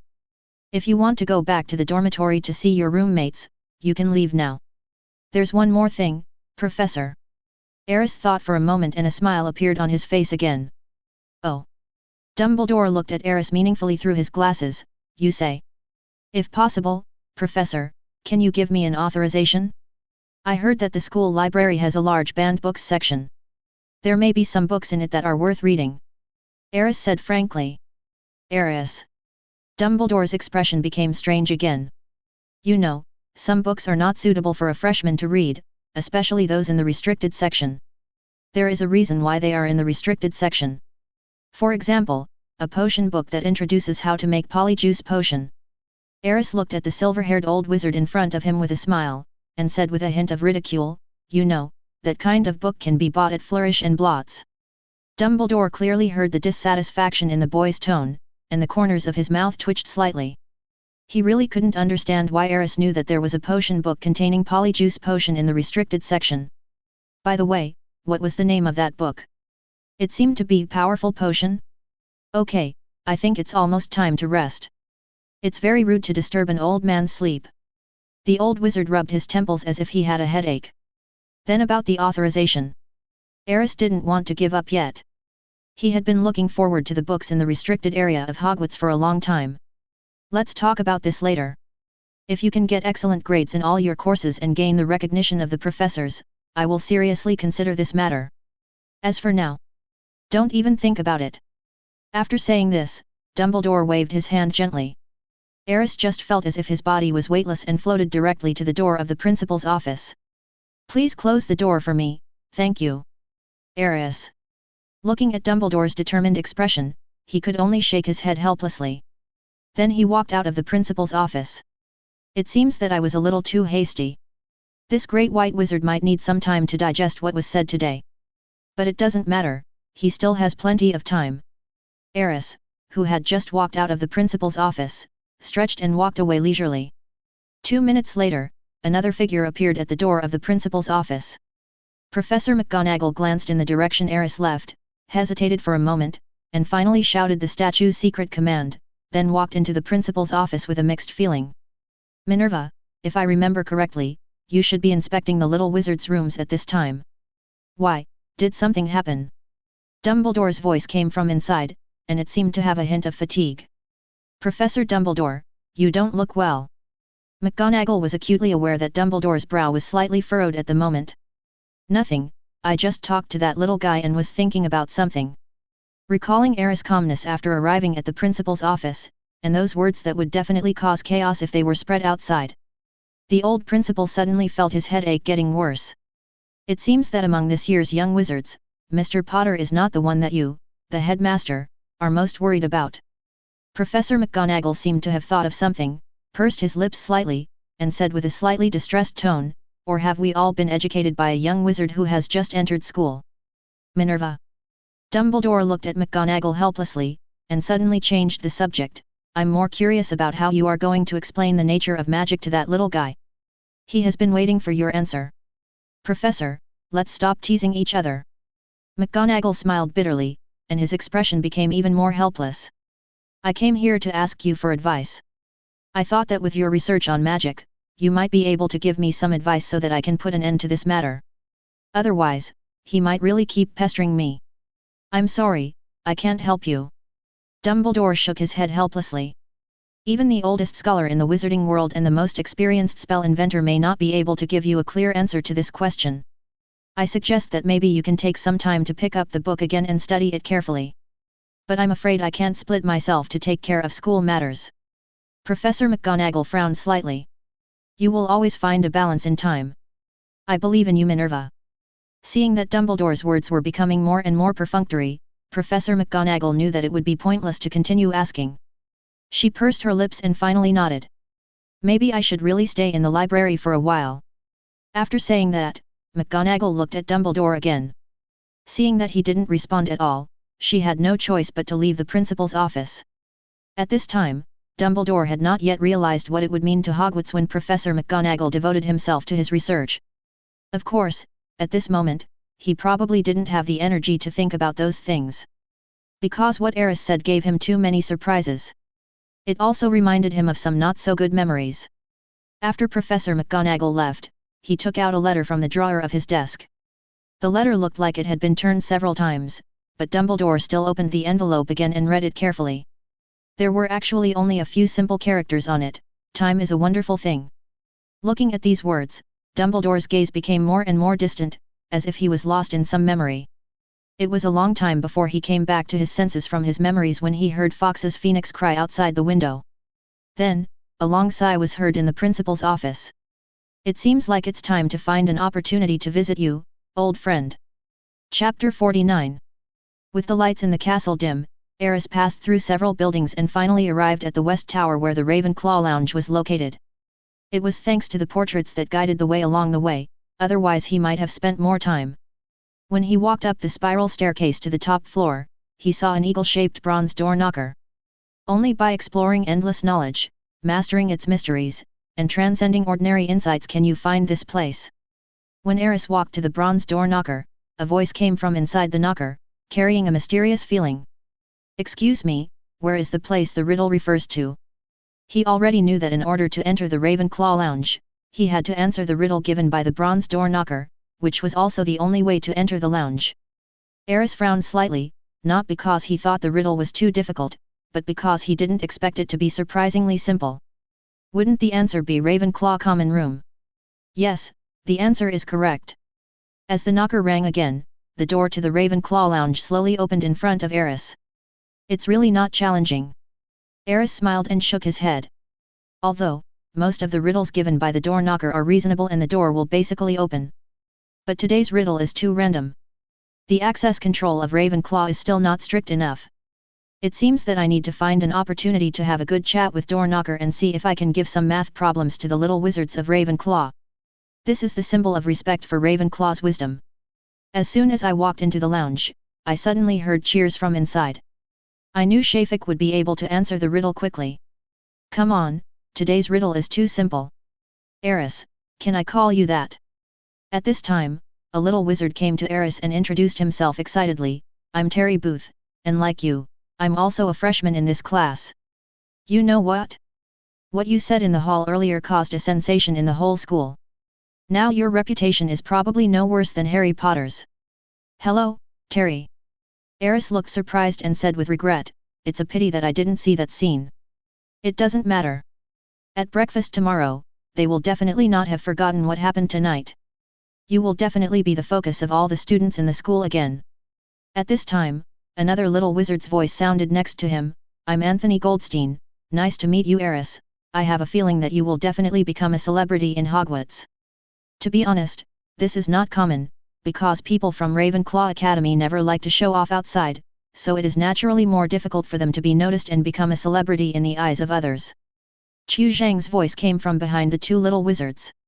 He seemed to feel that his words were ambiguous, so he quickly corrected them. "Of course, I didn't mean that you like to be in the spotlight." "It's okay, I understand." Aris smiled and shook his head, indicating that he didn't care. Chu looked at Aris helplessly and explained, "I have suggested before that they go back to bed first, but it is obvious that they have been influenced by you and are a little excited. You can tell." Aris looked at Terry and Anthony with amusement. He really didn't expect that just because he said some encouraging words, some little wizards would regard him as an idol. At this time, the gleam in Terry and Anthony's eyes was very obvious, and it was obvious that they had been brainwashed by Aris's previous words. The group chatted for a while in the Ravenclaw Lounge, and it was Aris who finally proposed to end the first team-building talk at Ravenclaw Academy. "By the way, Aris, Professor Flitwick has arranged a separate dormitory for you." When they parted, Terry reminded Aris, "Because our dormitory is full. Of course, if you feel lonely, I would be happy to ask the professor to let me live with you." "No, thank you." Aris shook his head and said sincerely, "Thank you for your enthusiasm, but I am actually used to living alone. Professor Flitwick's arrangement just suits my taste." "Okay then." It can be seen that Terry is obviously a little disappointed. "Then I'm going to rest first, good night everyone."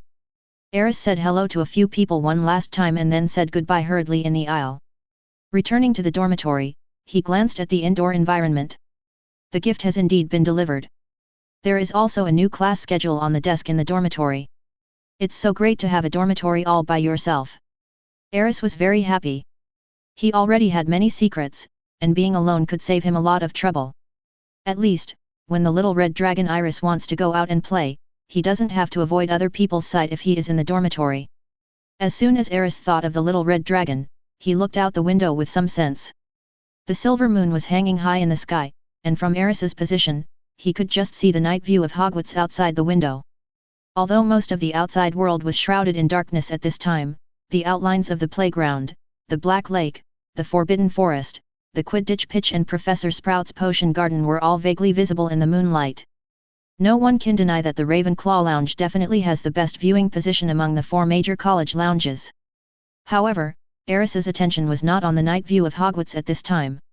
Instead, he looked up at the distant sky with a smile on his face.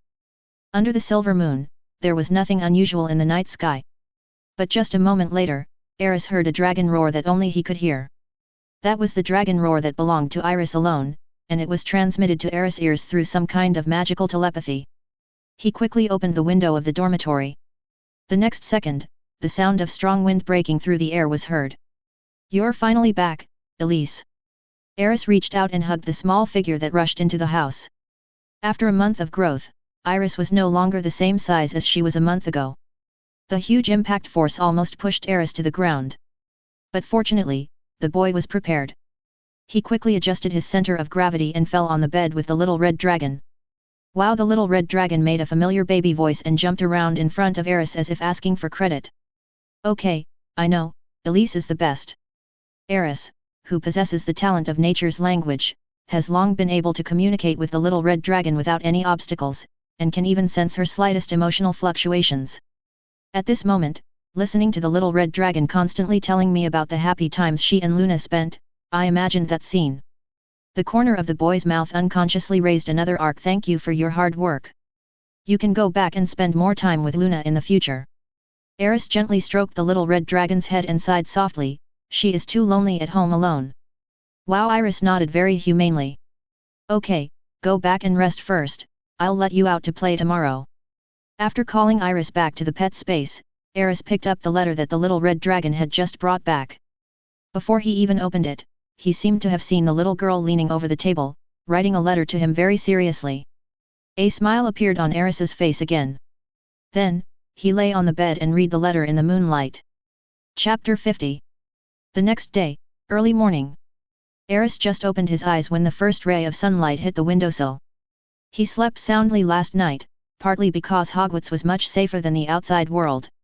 On the other hand, he had already sorted out his next plans last night. The first thing, of course, was to build the laboratory in Hogwarts as quickly as possible, and the best location was naturally the Room of Requirement. Then there is the magic circle recorded in Merlin's manual, and the research progress also needs to be accelerated.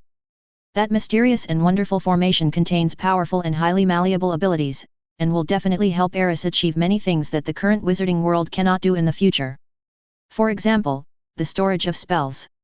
Then it was time for study life at Hogwarts, and Aris also made some plans. With his current knowledge, there is no need for him to continue taking ordinary first-year courses. This was also the reason why he wanted to get authorization from Dumbledore to enter the restricted area of the library as soon as he entered school. But this also requires an opportunity, because the professors will not let him skip classes easily. "Aris, get up or you'll be late." Terry's voice was heard outside the door. After knocking on the door a few times, he heard no movement from inside the house, so he left in a hurry. It seemed that he was in a hurry to go to the auditorium for breakfast. For first-year students, they really need to reserve enough time for the first day of class, because the stairs in the corridor often change and it is easy to get lost if you are not careful. Aris remembered that little Harry and Ronald seemed to be late for the first day of class for this reason. But Aris has no such worries. He knows the best way to find the right path. That is to ask the people in the portrait for directions, and most of the people in the portraits are happy to give directions to a freshman. Iris. After washing up, Aris summoned the little red dragon. Wow! A babyish voice sounded in the dormitory. The little red dragon seemed to be still asleep. After being summoned, it staggered 2 steps on the bed, and finally jumped lightly into Aris' arms. "I have to go to class soon, so I may not be able to let you out this morning," Aris explained, patting the little red dragon's head. "So, you can choose to stay in the pet space now, or you can go out and play for a while, and then find a chance to come back to see me at noon." The little red dragon seemed to be much more sober at this time. She turned her head to look out the window and let out another wow sound. Of course, you can go and play, but remember to hide yourself and don't appear in front of other creatures, especially intelligent creatures. Got it? The little red dragon's eyes lit up and he nodded repeatedly. Go. Aris raised his hand with a smile, placed the little red dragon on the windowsill and opened the window. Wow! Iris jumped and flew into the air in an instant. Then, her figure disappeared into the void and vanished from Aris's sight in the blink of an eye. But with the help of his connection with Iris, he could clearly feel that the little guy was actually flying towards the forbidden forest. Aris suddenly had a bad feeling in his heart. This guy won't cause any trouble, right? The forbidden forest is not safe. However, when he thought of Iris's strength, he felt relieved. I'm afraid that if this little guy goes there, what I should worry about are those magical animals. After leaving the dormitory, Aris arrived at the auditorium smoothly. The situation was just as Anthony said. As soon as Aris walked into the auditorium, he noticed many people looking at him. It turned out that the students had not forgotten his shocking behavior at the dinner last night. Some of these gazes were filled with admiration, some were filled with curiosity, and some were filled with pure disdain and jealousy. However, Aris ignored them all. He looked around, and sure enough, just like in the original movie, he didn't see Harry and Ronald. These two little guys are probably still sleeping, or they are trapped on some corridor stairs. Aris. A pleasant female voice came from behind. The boy turned around and saw Chu Zhang, smiling sweetly, standing behind him. Good morning, Chu. The two greeted each other. Then, Chu sat down next to Aris. Your first class should be with Professor Flitwick, right? Chu asked. Well, probably with Hufflepuff. Aris nodded. The Hogwarts timetable is randomly assigned by the 4 major houses, and usually 2 houses will take the same class together. The 2 schools where students attend classes every day are completely random and will be announced on the timetable the day before. The reason given is to increase the cohesion among students of the 4 major colleges. But it seems that the results have not been very good so far. Gryffindor and Slytherin have always been sworn enemies, while Ravenclaw and Hufflepuff have been relatively invisible. The reason for the pursuit is still due to the different personalities of the students from the 4 colleges. Professor Flitwick has a good personality and is very patient. You don't have to worry. Afterwards, Chu kindly told Aris about the personalities of several professors in the school and what to pay attention to when dealing with them. Although Aris probably already knew all of this, he still patiently listened to the enthusiastic senior student finish her talk. After all, they mean well. After finishing breakfast in the Great Hall, Aris went straight to the Charms classroom. Aris, here. As soon as he entered the classroom, Terry and Anthony waved to him. Good morning. Aris greeted them with a smile, then sat down next to them. Since he was taking classes with Hufflepuff, to be honest, Aris was a little uninterested. Because, we won't see the little wizards of Gryffindor and Slytherin confronting each other in the extra classroom Easter eggs. I heard that Professor Flitwick is very tolerant of students in our college. I'm so lucky that my first class is with him. Terry had a smile on his face and said with some expectation, so, if we don't perform well in this class, the professor shouldn't do anything to us, right? Maybe.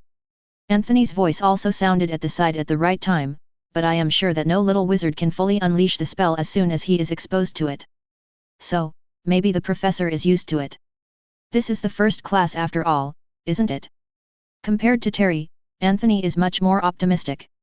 Aris listened to the conversation between the two and had a smile on his face. He nodded from time to time to show that he agreed with their views. While chatting, neither of them noticed that a short figure had appeared on the podium. Be quiet. Professor Flitwick waved his wand lightly, and the whole person magically floated up. You may all know me. My name is Phileas Flitwick. You can call me Professor Flitwick. I will be in charge of the charms classes for all first-year students. Next, your first spells class of this semester is about to begin. Please open your books. As Flitwick's voice sounded, the sound of first-year students flipping through their books could be heard. Aris, on the other hand, looked at Professor Flitwick with a thoughtful look in his eyes. He did not forget that the system's 3 daily tasks for today have not been completed yet. If you enjoyed this video, please give it a like and subscribe to the channel so you are notified of future uploads. You can find the next parts in the playlist visible on the screen or on my channel. Thank you for watching, and I'll see you in the next one.